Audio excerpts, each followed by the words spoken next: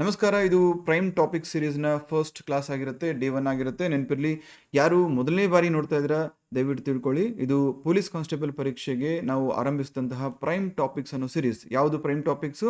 ಪದೇ ಪದೇ ಪರೀಕ್ಷೆಗಳಲ್ಲಿ ಕೆಇ ಆಗಿರ್ಬೋದು, KPSC, UPSC ಅಥವಾ ಪೊಲೀಸ್ ಕಾನ್ಸ್ಟೇಬಲ್ ಪರೀಕ್ಷೆಯಲ್ಲಿ ಕೆಲವೊಂದಿಷ್ಟು ಟಾಪಿಕ್ಸ್ ಅಥವಾ ಥೀಮ್ಸ್ ಮೇಲೆ ಎಕ್ಸಾಮಿನರ್ಸ್ ಪದೇ ಪದೇ ಪ್ರಶ್ನೆಗಳನ್ನು ಕೇಳ್ತಾ ಇರ್ತಾರೆ. ಆ ಟಾಪಿಕ್ಸನ್ನು ನಾವು ಪ್ರೈಮ್ ಟಾಪಿಕ್ಸ್ ಅಂತ ಐಡೆಂಟಿಫೈ ಮಾಡಿ ಅದರ ಮೇಲೆ ಸೀರೀಸನ್ನು ಆರಂಭ ಮಾಡಿದ್ದೀವಿ. ಇದರ ಉದ್ದೇಶ ಎಷ್ಟೇ, ಹುಡುಗರು ಹಾರ್ಡ್ ವರ್ಕ್ ಮಾಡೋದ್ರ ಜೊತೆಗೆ ಸ್ಮಾರ್ಟ್ ವರ್ಕನ್ನು ಕೂಡ ಮಾಡಲಿ ಅಂತ ಹೇಳ್ಬಿಟ್ಟು. ಸೊ ನಿಮ್ಮ ಬರ್ಡನನ್ನು ರೆಡ್ಯೂಸ್ ಮಾಡಲಿಕ್ಕೆ ಈ ರೀತಿ ನಾನು PT ಸೀರೀಸನ್ನು ಆರಂಭಿಸ್ತಾ ಇದ್ದೀನಿ. ಇದು ಯಾವ ರೀತಿ ನಡೆಯುತ್ತೆ ಅಂತ ಒಂದು ಬ್ರೀಫ್ ಓವರ್ವ್ಯೂ ಕೊಡ್ತೀನಿ. ಇವತ್ತು ಡೇ 1 ಆಗಿರುತ್ತೆ. ಸೊ ಡೇ 1ಅಲ್ಲಿ ನಾವೇನು ಮಾಡೋಣ, ಇಂಡಿಯನ್ ಪಾಲಿಟಿ ಅಥವಾ ಕಾನ್ಸ್ಟಿಟ್ಯೂಷನಲ್ಲಿ ಬರ್ತಕ್ಕಂತಹ ಪ್ರಿಯಂಬಲ್ ಹಾಗೂ ಪಾರ್ಟ್ 1 ಅನ್ನು ಡಿಸ್ಕಸ್ ಮಾಡೋಣ. ಯಾವ ರೀತಿ ಇರುತ್ತೆ? ತುಂಬ ಡೀಟೇಲ್ಡ್ ಆಗಿರುತ್ತಾ? ನೋ, UPSC KPSC ಯಾವ ಆ್ಯಂಗಲಿಂದನೂ ಇಲ್ಲ. Purely KA police constable examination point of view ಒಂದಿರುತ್ತೆ. ಹಾಗಾಗಿ ಕ್ರಿಸ್ಪ್ ಆಗಿ, ಚಿಕ್ಕದಾಗಿ, ಚೊಕ್ಕದಾಗಿ ಇದ್ರ ಮೇಲೆ ಯಾವುದೇ ರೀತಿ ಪ್ರಶ್ನೆ ಬಂದರೂ ಕೂಡ ನಿಮಗೆ ಆನ್ಸರ್ ಮಾಡಲಿಕ್ಕೆ ಒಂದು ಸಾಮರ್ಥ್ಯವನ್ನು ಬಿಲ್ಡ್ ಮಾಡೋದು ಈ ಒಂದು ವಿಡಿಯೋನ ಮುಖ್ಯ ಉದ್ದೇಶವಾಗಿರುತ್ತೆ. ಅದರ ಜೊತೆಗೆ ಪ್ರಿಯಂಬಲ್ ಮತ್ತು ಪಾರ್ಟ್ 1 ಹೆಂಗಿರುತ್ತೆ ಅಂತ ಹೇಳಿದ್ರೆ, ಪ್ರತಿ ಕ್ವಶನ್ ಪೇಪರಲ್ಲೂ ಕೂಡ ಇದರ ಪ್ರಿಯಂಬಲ್ ಮೇಲೆ ಪ್ರಶ್ನೆ ಇರುತ್ತೆ, ಇಲ್ಲಾಂದರೆ ಪಾರ್ಟ್ 1 ಮೇಲೆ ಇರುತ್ತೆ. ಎರಡರಲ್ಲಿ ಒಂದ್ರ ಮೇಲಾದರೂ ಪ್ರಶ್ನೆ ಬರಲೇಬೇಕು. ಹಾಗಾಗಿ ಇದನ್ನು ಪ್ರೈಮ್ ಟಾಪಿಕ್ ಅಂತ ನಾವು ಕರಿತಾ ಇದ್ವಿ. ಕರೆಕ್ಟಾ? ಸೊ ಇದನ್ನು ಯಾವ ರೀತಿ ಮಾಡ್ಕೊಂಡು ಹೋಗೋಣ ಅಂತ ಹೇಳಿದ್ರೆ, ಪ್ರೈಮ್ ಟಾಪಿಕ್ ಸೀರೀಸನ್ನು ಒಂದು ಬ್ರೀಫ್ ಓವರ್ವ್ಯೂ ಕೊಡ್ತೀನಿ. ಎವ್ರಿ 5 to 6 ಡೇಸ್ ನಾವು ಒಂದು ಸಬ್ಜೆಕ್ಟನ್ನು ಮುಗಿಸ್ಕೊಂಡು ಹೋಗೋಣ. ಸೊ ಅದ್ರ ಜೊತೆಗೆ ನಾಳೆಯಿಂದ ಪ್ರೈಮ್ ಟಾಪಿಕ್ ಸೀರೀಸ್ ಮೇಲೆ ಅಟ್ಲೀಸ್ಟ್ 2 ವಿಡಿಯೋಸ್ ಬರುತ್ತೆ. ಒಂದು ಪಾಲಿಟಿ ಮೇಲಿದ್ದರೆ ಫಾರ್ ಎಕ್ಸಾಂಪಲ್, ಮತ್ತೊಂದು ವಿಡಿಯೋ ಬೇರೆ ಒಂದು ಸಬ್ಜೆಕ್ಟ್ ಮೇಲೆ ಇರುತ್ತೆ. ಸೊ ಈ ರೀತಿ ನಾವು ಪ್ರತಿ 5 ರಿಂದ 6 ದಿನ ಅಥವಾ 6 ದಿನಕ್ಕೆ 2 ಸಬ್ಜೆಕ್ಟ್ ಮುಗಿಸ್ಕೊಂಡು ಹೋದರೆ ಮುಂದಿನ 25 ದಿನಗಳಲ್ಲಿ ಕೋರ್ ಆಗಿರ್ತಕ್ಕಂತಹ 7 ಸಬ್ಜೆಕ್ಟ್ಸನ್ನು ಸಂಪೂರ್ಣವಾಗಿ ಮುಗಿಸ್ಬೋದು. ಅದರ ಜೊತೆಗೆ ವೀಕ್ಲಿ ಒನ್ಸ್ ಆರ್ ಟ್ವೈಸ್ ನಿಮಗೆ ಮ್ಯಾರಥಾನ್ ಕರೆಂಟ್ ಅಫೇರ್ಸ್ ಕ್ಲಾಸಸ್ ಕೂಡ ಇರುತ್ತೆ. ಸೊ ಈ ನಿಟ್ಟಿನಲ್ಲಿ ನಾವು ಕರೆಂಟ್ ಅಫೇರ್ಸ್ ಸಬ್ಜೆಕ್ಟ್ಸು, ಅದ್ರ ಜೊತೆಗೆ 25 ಡೇಸ್ ಆದಮೇಲೆ ಉಳಿದಂಥ 25 days compulsorily daily question solving, ಅದ್ರ ಜೊತೆಗೆ ಇಂಪಾರ್ಟೆಂಟ್ GK ಫ್ಯಾಕ್ಟ್ಸ್ ಕವರ್ ಮಾಡೋದು, ಅದ್ರ ಜೊತೆಗೆ ಕ್ವಶನ್ ಪೇಪರ್ ಡಿಕೋಡಿಂಗನ್ನು ಕೂಡ ಮಾಡೋಣ. ಈ ರೀತಿ ಸಂಪೂರ್ಣವಾಗಿ ನೀವು ಪ್ರಿಪರೇಷನ್ ಮಾಡಿದಾಗ ನೀವು ಮಾಡ್ತಾ ಇರ್ತಕ್ಕಂಥ ಹಾರ್ಡ್ ವರ್ಕು, ಅದ್ರ ಜೊತೆಗೆ ಈ ವಿಡಿಯೋಸ್ ನೀಡ್ತಾ ಇರ್ತಕ್ಕಂಥ ಇನ್ಸೈಟ್ಸು ಅಂದರೆ ಸ್ಮಾರ್ಟ್ ವರ್ಕು ಎಲ್ಲವೂ ಸೇರಿ ನಿಮ್ಮ ಸ್ಕೋರ್ ಒಂದು ಲೆವೆಲ್ಗೆ ಇನ್ಕ್ರೀಸ್ ಮಾಡಲಿಕ್ಕೆ ಸಾಧ್ಯ ಆಗುತ್ತೆ ಅಂತ ಭಾವಿಸ್ತೀನಿ. ಸೊ ಹಾಗಾಗಿ ಚಿಕ್ಕದಾಗಿ ಚೊಕ್ಕದಾಗಿ ಲೆಟ್ ಸ್ಟಾರ್ಟ್. ಸೊ ಮೊದಲನೇದಾಗಿ ಇವತ್ತು ಪಾಲಿಟಿಯ ಪ್ರಿಯಂಬಲ್ ಹಾಗೂ ಪಾರ್ಟ್ 1 ಅನ್ನು ಡಿಸ್ಕಸ್ ಮಾಡೋಣ. ಸಂವಿಧಾನದ ಪೀಠಿಕೆ. ಸೊ ಪೀಠಿಕೆಯ ಸ್ವರೂಪ ಇಲ್ಲಿ ನೋಡಿ, ನಾನು ಸ್ಕ್ರೀನ್ ಮೇಲೆ ಏನೇನು ತೋರಿಸ್ತಾ ಇದ್ದೀನಿ, ಈ ಎಲ್ಲ ಟಾಪಿಕ್ಸ್ ಮೇಲೆ ಅಥವಾ ಈ ಎಲ್ಲ ಒಂದು ಕೀವರ್ಡ್ಸ್ ಮೇಲೆ ಈಗಾಗಲೇ ಪ್ರಶ್ನೆಗಳು ಬಂದಿರ್ತವೆ. ಅದನ್ನೇ ಬೇಸಿಸ್ ಆಗಿಟ್ಕೊಂಡು ಇಲ್ಲಿ ನಾನು ಚರ್ಚೆ ಮಾಡ್ತಾ ಇರೋದು. ಮೊದಲನೇದಾಗಿ ಒಂದು ಕ್ವಶನ್ ಬಂದಿತ್ತು ನಿಮ್ಮ PC ಎಕ್ಸಾಮಲ್ಲಿ, ಭಾರತ ಸಂವಿಧಾನದಲ್ಲಿ ಪ್ರಜಾಪ್ರಭುತ್ವದ ಅಥವಾ ಸಾರ್ವಭೌಮತ್ವದ ಮೂಲ ಯಾವುದೆಂದು ಪರಿಗಣಿಸಲಾಗಿದೆ ಅಥವಾ ನೀಡಲಾಗಿದೆ ಅಂತ ಕೇಳ್ತಾರೆ. ಭಾರತದ ಪ್ರಜೆಗಳು ಅಂದರೆ ವಿ ದ ಪೀಪಲ್. ಭಾರತ ಸಂವಿಧಾನದ ಪ್ರಿಯಂಬಲ್ ಆರಂಭ ಆಗೋದೇ we the people of India having solemnly resolve to constitute India into a sovereign socialist secular democratic republic ಅಲ್ವಾ. ಸೊ ಹಾಗಾಗಿ ಭಾರತದ ಸಾರ್ವಭೌಮತ್ವ ಯಾರ ಕೈಲಿದೆ? We the people. ಹಾಗಾಗಿ ಸೋರ್ಸ್ ಬಂದ್ಬಿಟ್ಟು ಯಾರು? ಮೂಲ ಬಂದ್ಬಿಟ್ಟು ವಿ ದ ಪೀಪಲ್ ಅಂದರೆ ಭಾರತೀಯರು. ನೆಕ್ಸ್ಟ್, ಭಾರತ ಸಂವಿಧಾನದ ಪ್ರಿಯಂಬಲ್ ಅಥವಾ ಪ್ರಸ್ತಾವನೆ ಈ ಕೆಳಗಿನ ಯಾವ ಸ್ವರೂಪಗಳನ್ನು ತಿಳಿಸಿಕೊಡುತ್ತೆ ಅಂತ ಕೇಳಿದ್ರೆ, ಸಾರ್ವಭೌಮತ್ವ, ಸಮಾಜವಾದಿ, ಜಾತ್ಯತೀತತೆ, ಪ್ರಜಾಸತ್ತಾತ್ಮಕ ಮತ್ತು ಗಣರಾಜ್ಯ, ಈ ಎಲ್ಲ ಅಂಶಗಳನ್ನು ಕೂಡ ಭಾರತ ಸಂವಿಧಾನದ ಪ್ರಿಯಂಬಲಲ್ಲಿ ನಾವು ಕಾಣಬಹುದು. ಅಥವಾ ಈ ಒಂದು ನೇಚರನ್ನು ಅಥವಾ ಗುಣಗಳನ್ನು, ಅದು ಗುಣಲಕ್ಷಣಗಳನ್ನು ಅದು ತೋರಿಸುವಂಥ ಕೆಲಸ ಮಾಡುತ್ತೆ. ಇದು ಕೂಡ ಪ್ರಶ್ನೆ ಬಂದಿತ್ತು. ನೆಕ್ಸ್ಟ್, ಈ ಕೆಳಗಿನ ಯಾವ ಆದರ್ಶಗಳನ್ನು ಭಾರತ ಸಂವಿಧಾನದ ಪ್ರಿಯಂಬಲ್ ಅಥವಾ ಪ್ರಸ್ತಾವನೆ ತೋರಿಸ್ಕೊಡುತ್ತೆ ಅಂತ ಕೇಳಿದ್ರೆ, ನ್ಯಾಯ, ಸ್ವಾತಂತ್ರ್ಯ, ಸಮಾನತೆ, ಭ್ರಾತೃತ್ವ. ಇದು ನಿಮ್ಮ ಪೊಲೀಸ್ ಕಾನ್ಸ್ಟೇಬಲ್ ಎಕ್ಸಾಮಲ್ಲೇ ಬಂದಂತಹ ಪ್ರಶ್ನೆ. ಯಾವುದು? ಈ ಕೆಳಗಿನಲ್ಲಿ ಭಾರತ ಸಂವಿಧಾನದ ಪ್ರಸ್ತಾವನೆಯಲ್ಲಿ ಮಂಡಿಸಿದಂತಹ ನ್ಯಾಯಗಳ ಸ್ವರೂಪ ಯಾವ್ಯಾವು ಅಂತ ಕೇಳಿದ್ರೆ, ಸಾಮಾಜಿಕ, ಆರ್ಥಿಕ ಹಾಗೂ ರಾಜಕೀಯ. ಆ್ಯಂಡ್ ಮತ್ತೊಂದು, ಇಂಗ್ಲೀಷ್ ಮೀಡಿಯಂ ಸ್ಟೂಡೆಂಟ್ಸು ಕೇಳ್ತಾ ಇದ್ರಿ, ಹಾಗಾಗಿ ಇವತ್ತು ಸ್ವಲ್ಪ ಅರ್ಧಂಬರ್ಧ ಆಗಿದೆ. ಬಟ್ ನಾಳೆಯಿಂದ ಪ್ರತಿ ಕಂಟೆಂಟು ಕೂಡ ಇಂಗ್ಲೀಷ್ ಮತ್ತು ಕನ್ನಡ ಎರಡರಲ್ಲೂ ಇರುತ್ತೆ. ಫೈನ್. ನೆಕ್ಸ್ಟ್, ಭಾರತ ಸಂವಿಧಾನದ ಪ್ರಿಯಂಬಲ್ ಅಥವಾ ಪ್ರಸ್ತಾವನೆಯಲ್ಲಿ ಒಂದು ಡೇಟ್ ಇದೆ, 26 ನವೆಂಬರ್ 1949. ಏನಪ್ಪಾ ಇದು? ಇದಕ್ಕೆ 2 ಮೀನಿಂಗ್ ಇದೆ. ಮೊದಲನೇದಾಗಿ ಇದು ಡೇಟ್ ಆಫ್ ಅಡಾಪ್ಷನ್, ಜಾರಿಗೆ ಬಂದಿದ್ದು ಆ ಡೇಟ್ ಬೇರೆ. ಸೊ ಭಾರತ ಸಂವಿಧಾನವನ್ನ ಅಡಾಪ್ಟ್ ಮಾಡ್ಕೊಂಡಿದ್ದಂತಹ ದಿನ ಯಾವುದು? ಸಂವಿಧಾನದ ಪ್ರಸ್ತಾವನೆಯಲ್ಲಿ ಕೊಟ್ಟಂತಹ ದಿನಾಂಕ 26 ನವೆಂಬರ್ 1949. ನೆಕ್ಸ್ಟು, ಸಂವಿಧಾನ ಸಂಪೂರ್ಣವಾಗಿ ಜಾರಿಗೆ ಬಂದಂತಹ ದಿನ ಯಾವುದು? 26 ಜನವರಿ 1950. ಈ 2 ಡೇಟ್ಗಳು ಕೂಡ ನೆನಪಿರಲಿ. ಸೊ ಇಲ್ಲಿ ಬೇಸಿಕಲಿ 4 ಕ್ವಶನ್ಸ್ ಕವರ್ ಆದಂಗೆ ಆಯ್ತು ನಿಮಗೆ. 5 ಕ್ವಶನ್ಸ್ ಕವರ್ ಆದಂಗೆ ಆಯಿತು. ನೆಕ್ಸ್ಟು, ಇಲ್ಲಿ ಸಂವಿಧಾನದ ಪೀಠಿಕೆ ಮೇಲೆ ಒಂದು ಡೀಟೇಲ್ಡ್ ಪ್ಯಾರಾಗ್ರಾಫ್ ಕೊಟ್ಟಿದ್ದೀನಿ. ದಯವಿಟ್ಟು ಪ್ರತಿಯೊಬ್ಬರು, it hardly takes 10 to 15 minutes. At least if not as an aspirant, ಒಬ್ಬ ಆಸ್ಪಿರೆಂಟ್ ಆಗಿ ಅಲ್ಲದೇ ಇದ್ರೂ ಕೂಡ ಭಾರತ ದೇಶದ ಒಬ್ಬ ಒಳ್ಳೆ ನಾಗರಿಕ ಪ್ರಜೆಯಾಗಿ ನಾವು ಪ್ರಿಯಂಬಲನ್ನು ಬಾಟ್ ಹಾಕಲೇಬೇಕಾಗುತ್ತೆ. ನೀವು ಸ್ಕೂಲ್ ಬುಕ್ಸ್ ಕೂಡ ಬೇಕಾದ್ರೆ ನೋಡ್ಬೋದು, ಅದರಲ್ಲೂ ಕೂಡ ಪ್ರಿಯಂಬಲ್ ಕೊಟ್ಟಿರ್ತಾರೆ. ಸೊ ಹಾಗಾಗಿ ಪ್ರಿಯಂಬಲನ್ನು ದಯವಿಟ್ಟು ಎಲ್ಲರೂ ಕೂಡ ಬಾಟ್ ಹಾಕಿ. It is my personal request. So ಇಲ್ಲಿದೆ, ಅದನ್ನು ಓದ್ಲಿಕ್ಕೆ ಹೋಗಲ್ಲ, ನೀವು ಆಮೇಲೆ ಓದ್ಕೊಳ್ಬೋದು. ನೆಕ್ಸ್ಟ್, ಸೊ ಹೇಳಿದಲ್ಲ 26 ಡೇ ಆಫ್ 1949 ಈ ದಿನದಂದು ನಾವು ಸಂವಿಧಾನವನ್ನು ಅಡಾಪ್ಟ್ ಮಾಡಿಕೊಂಡು ನಮಗೆ ನಾವೇ ಕೊಟ್ಕೊಳ್ತಾ ಇದ್ದೀವಿ. To ourselves this constitution. So ಇಲ್ಲಿ ಮೊದಲನೇದಾಗಿ ವಿ ದ ಪೀಪಲ್, ಭಾರತದ ಪ್ರಜೆಗಳಾದ ನಾವು ಈ ಪ್ರಿಯಂಬಲ್ ಇರ್ತಕ್ಕಂಥ ಅಂಶಗಳನ್ನು ಮೆನ್ಷನ್ ಮಾಡಿ ಯಾರಿಗೆ ಕೊಟ್ಕೊಳ್ತಾ ಇದ್ದೀವಿ, ನಮಗೆ ನಾವೇ ಕೊಟ್ಕೊಳ್ತಾ ಇದ್ದೀವಿ ಅಂತ ಹೇಳ್ಬಿಟ್ಟು ಈ ಒಂದು ಸಂವಿಧಾನ ಏನು ಮಾಡುತ್ತೆ, ಈ ಸಂವಿಧಾನದ ಪೀಠಿಕೆ ಏನು ಮಾಡುತ್ತೆ ಹೇಳುತ್ತೆ. ನೆಕ್ಸ್ಟ್, ಕೆಲವೊಂದಿಷ್ಟು ಇಂಪಾರ್ಟೆಂಟ್ ಒನ್ ಲೈನರ್ಸ್ ಇದೆ, ಈ ನೋಟ್ಸ್ ಕೂಡ ಸಿಗುತ್ತೆ, ಡೋಂಟ್ ವರಿ. ಪೀಠಿಕೆಯನ್ನು ಯಾವ ದೇಶದ ಸಂವಿಧಾನದಿಂದ ಎರವಲು ಪಡೆಯಲಾಗಿದೆ? From which country has the constitution adapted the concept of preamble ಅಂತ ಕೇಳಿದ್ರೆ ಅಮೆರಿಕ. ಭಾರತ ಸಂವಿಧಾನದ ಪೀಠಿಕೆ ಯಾವುದರ ಆಧಾರದ ಮೇಲೆ ರಚನೆಯಾಗಿದೆ? ಆಬ್ಜೆಕ್ಟಿವ್ಸ್ ರೆಸಲ್ಯೂಷನ್, ಅಂದರೆ ಉದ್ದೇಶಗಳ ನಿರ್ಣಯ ಅಥವಾ ಧ್ಯೇಯಗಳ ನಿರ್ಣಯ ಅಂತ ಕರಿತೀವಿ. ಇದನ್ನು 1946 ಅಲ್ಲಿ ಜವಾಹರ್ಲಾಲ್ ನೆಹರು ಅವರು ಮಂಡಿಸ್ತಾರೆ. ಇದೇನಂತ ಹೇಳಿದ್ರೆ ಇದು ಕೂಡ ಕ್ವಶನ್ ಆಗಿತ್ತು. ನಾನು ಆಲ್ಮೋಸ್ಟ್ ಇಲ್ಲಿ ಡಿಸ್ಕಸ್ ಮಾಡ್ತಾ ಇರ್ತಕ್ಕಂಥ ಎಲ್ಲ ಪಾಯಿಂಟ್ಸು ಈಗಾಗಲೇ ಯಾವುದಾದ್ರೂ ಒಂದು ಪರೀಕ್ಷೆಯಲ್ಲಿ UPSC, KPSC, KE ಅಥವಾ PC ಅಥವಾ PSI ಯಾವುದಾದ್ರೂ ಒಂದು ಪರೀಕ್ಷೆಯಲ್ಲಿ ಕ್ವಶನ್ ರೂಪದಲ್ಲಿ ಬಂದು ಹೋಗಿರುತ್ತೆ. ಓಕೆ, ಸೊ 1946 ಅಲ್ಲಿ ಜವಾಹರ್ಲಾಲ್ ನೆಹರು ಅವರು ಏನು ಮಾಡ್ತಾರೆ, ಇನ್ನೇನು ಭಾರತಕ್ಕೆ ಸ್ವಾತಂತ್ರ್ಯ ಸಿಗುತ್ತೆ, ನಮ್ಮದೇ ಆದಂಥ ಸ್ವತಂತ್ರ ಸಂವಿಧಾನ ಮಾಡ್ತಕ್ಕಂಥ ಅವಕಾಶ ಸಿಕ್ಕಿದೆ ಅಂತ ಹೇಳಿದಾಗ ಆ ಒಂದು ಸಂವಿಧಾನದ ರಚನೆಗೆ ಒಂದು ರೂಪುರೇಷೆ ಕೊಡಬೇಕಲ್ಲ, ರೋಡ್ ಮ್ಯಾಪ್ ಕೊಡಬೇಕಲ್ವಾ, ಈ ಥರ ಮಾಡಿ ಅಂತ ಹೇಳ್ಬಿಟ್ಟು ಅದನ್ನು ಉದ್ದೇಶಗಳ ನಿರ್ಣಯ ಅಥವಾ ಈ ಒಂದು ರೆಸಲ್ಯೂಷನ್ ಮುಖಾಂತರ ಮಂಡಿಸ್ತಾರೆ. ಅದೇ ತದನಂತರದಲ್ಲಿ ಮುಂದೆ ಏನಾಗುತ್ತೆ, ಭಾರತ ಸಂವಿಧಾನದ ಪ್ರಿಯಂಬಲ್ ಆಗಿ ಕನ್ವರ್ಟ್ ಆಗಿ ಅದನ್ನ ನಮ್ಮ ಸಂವಿಧಾನದ ಒಂದು ಅವಿಭಾಜ್ಯ ಅಂಗವಾಗಿ ಕನ್ಸಿಡರ್ ಮಾಡಬೇಕು ಅಂತ ಸುಪ್ರೀಂ ಕೋರ್ಟ್ ಕೇಶವಾನಂದ ಭಾರತಿ ಕೇಸಲ್ಲಿ ಹೇಳಿದೆ. ಫೈನ್. ಪೀಠಿಕೆಯನ್ನು ಇಲ್ಲಿವರೆಗೂ ಎಷ್ಟು ಬಾರಿ ತಿದ್ದುಪಡಿ ಮಾಡಲಾಗಿದೆ? Only once. 1976 ಅಲ್ಲಿ 42nd ಕಾನ್ಸ್ಟಿಟ್ಯೂಷನಲ್ ಅಮೆಂಡ್ಮೆಂಟ್ ಆಕ್ಟ್ ಪ್ರಕಾರ ಈ ಭಾರತದ ಸಂವಿಧಾನದ ಪ್ರಸ್ತಾವನೆ ಅಥವಾ ಪೀಠಿಕೆಯನ್ನು ಕೇವಲ ಒಂದು ಬಾರಿ ತಿದ್ದುಪಡಿ ಮಾಡಲಾಗಿದೆ. ಆ ಒಂದು ಬಾರಿ ತಿದ್ದುಪಡಿ ಮಾಡಿದಾಗ ಅದಕ್ಕೆ ಪ್ರಮುಖವಾಗಿ ಆಡ್ ಮಾಡಿದಂತಹ 3 ಪದಗಳು ಯಾವ್ಯಾವುದು? ಸೋಷಲಿಸ್ಟ್, ಸೆಕ್ಯುಲರ್ ಆ್ಯಂಡ್ ಇಂಟಿಗ್ರಿಟಿ, ಸಮಾಜವಾದಿ, ಜಾತ್ಯತೀತ ಮತ್ತು ಅಖಂಡತೆ ಅನ್ನೋ ಒಂದು 3 ಪದಗಳನ್ನು ಇದಕ್ಕೆ ಆಡ್ ಮಾಡಲಾಗಿದೆ. ಪೀಠಿಕೆಯು ಸಂವಿಧಾನದ ಒಂದು ಅವಿಭಾಜ್ಯ ಅಂಗ ಅಂತ ಈಗಾಗಲೇ ಹೇಳಿದೆ, ಅದನ್ನು ಸುಪ್ರೀಂ ಕೋರ್ಟ್ ಹೇಳಿದೆ, ನಾನಲ್ಲ. ಯಾವಾಗ ಹೇಳಿದೆ ಅಂತ ಕೇಳಿದ್ರೆ 1973 ಬಂದಂತಹ ಅಥವಾ ತಾನು ನೀಡಿದಂತಹ ಅತಿ ದೊಡ್ಡ ತೀರ್ಪು, ಇಡೀ ಭಾರತ ಸಂವಿಧಾನದ ಒಂದು ಮುಖಲಕ್ಷಣ ಅಥವಾ ಅದರ ಒಂದು ಪಥವನ್ನೇ ಬದಲಾಯಿಸಿದಂತಹ ಪ್ರಮುಖ ಪ್ರಕರಣ ಕೇಶವಾನಂದ ಭಾರತಿ ಕೇಸ್. ಸಪ್ರೇಟ್ ಒಂದು ವಿಡಿಯೋ ಬರುತ್ತೆ, ಇಂಪಾರ್ಟೆಂಟ್ ಕೇಸಸ್ಸು, ಇಂಪಾರ್ಟೆಂಟ್ ಅಮೆಂಡ್ಮೆಂಟ್ಸು, ಅದರಲ್ಲಿ ಇದನ್ನು ಡೀಟೇಲ್ ಆಗಿ ಚರ್ಚೆ ಮಾಡೋಣ ಅಂತೆ. ಪೀಠಿಕೆಯಲ್ಲಿ ಉಲ್ಲೇಖಿಸಲಾದ ನ್ಯಾಯದ 3 ಸ್ವರೂಪಗಳು ಯಾವ್ಯಾವು? ಸಾಮಾಜಿಕ, ಆರ್ಥಿಕ, ರಾಜಕೀಯ. Social, economical and political. ಸ್ವಾತಂತ್ರ್ಯ, ಸಮಾನತೆ ಮತ್ತು ಭ್ರಾತೃತ್ವ ಎಂಬ ಆದರ್ಶಗಳನ್ನು ಎಲ್ಲಿಂದ ಪಡೆಯಲಾಗಿದೆ? ಫ್ರೆಂಚ್ ರೆವಲ್ಯೂಷನ್ 1789 1799, ಸುಮಾರು 10 ವರ್ಷಗಳ ಕಾಲ ಫ್ರಾನ್ಸಲ್ಲಿ ಒಂದು ರೆವಲ್ಯೂಷನ್ ನಡೆಯುತ್ತೆ ಹ್ಯೂಮನ್ ರೈಟ್ಸ್ಗೋಸ್ಕರ. ಸೊ ಆ ಒಂದು ರೆವಲ್ಯೂಷನ್ ಇಂದ ಇನ್ಸ್ಪೈರ್ ಆಗಿ ಈ 3 ಪದಗಳು ಸ್ವಾತಂತ್ರ್ಯ, ಸಮಾನತೆ, ಭ್ರಾತೃತ್ವ ಅಂದರೆ ಲಿಬರ್ಟಿ, ಈಕ್ವಾಲಿಟಿ ಆ್ಯಂಡ್ ಫ್ರಾಟರ್ನಿಟಿ, ಈ ಪದಗಳನ್ನು ಭಾರತ ಸಂವಿಧಾನಕ್ಕೆ ಜೋಡಣೆ ಅಥವಾ ಭಾರತ ಸಂವಿಧಾನದ ಪ್ರಿಯಂಬಲಲ್ಲಿ ಆ್ಯಡ್ ಮಾಡಲಾಗಿದೆ. ಪೀಠಿಕೆಯನ್ನು ಸಂವಿಧಾನದ ಆತ್ಮ ಮತ್ತು ಕೀಲಿಮಣೆ ಅಥವಾ ಸೋಲ್ ಆ್ಯಂಡ್ ಕೀ ಅಂತ ಕರೆದವರು ಯಾರು ಅಂತ ಕೇಳಿದರೆ ಪಂಡಿತ್ ಠಾಕೂರ್ ದಾಸ್ ಭಾರ್ಗವ್. ಭಾರತದ ಪ್ರಜೆಗಳಾದ ನಾವು ಎಂಬ ಪದಗಳು ಏನನ್ನು ಸೂಚಿಸುತ್ತವೆ? ಸಂವಿಧಾನದ ಪರಮಾಧಿಕಾರದ ಮೂಲ ಭಾರತದ ಜನತೆಯಲ್ಲಿದೆ ಅಂತ ಹೇಳ್ಬಿಟ್ಟು ಇದು ಸೂಚಿಸುತ್ತೆ. ನೆಕ್ಸ್ಟ್, ಕೆಲವೊಂದಿಷ್ಟು ಪ್ರಾಕ್ಟೀಸ್ ಕ್ವಶನ್ಸ್ ಇದಾವೆ.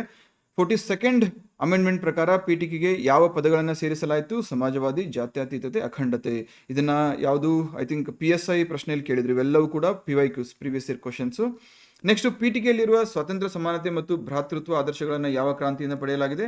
French revolution. ಯಾವ ಪ್ರಕರಣದಲ್ಲಿ ಸುಪ್ರೀಂ ಕೋರ್ಟ್ ಪೀಠಿಕೆಯು ಸಂವಿಧಾನದ ಒಂದು ಭಾಗವಾಗಿದೆ, ಅವಿಭಾಜ್ಯ ಭಾಗ ಅಂತ ಹೇಳಿದೆ? ಕೇಶವಾನಂದ ಭಾರತಿ ಕೇಸ್. ನೆನಪಿರಲಿ, ಈ ಹಿಂದೆ ಸುಪ್ರೀಂ ಕೋರ್ಟೇ ಬೇರುಬಾರಿ ಯೂನಿಯನ್ ಕೇಸಲ್ಲಿ ಪ್ರಿಯಂಬಲ್ ಅನ್ನ, ಸಂವಿಧಾನದ ಪ್ರಸ್ತಾವನೆ ಅಥವಾ ಪೀಠಿಕೆಯನ್ನ ಸಂವಿಧಾನದ ಭಾಗ ಅಂತ ಕನ್ಸಿಡರ್ ಮಾಡಿರಲಿಲ್ಲ.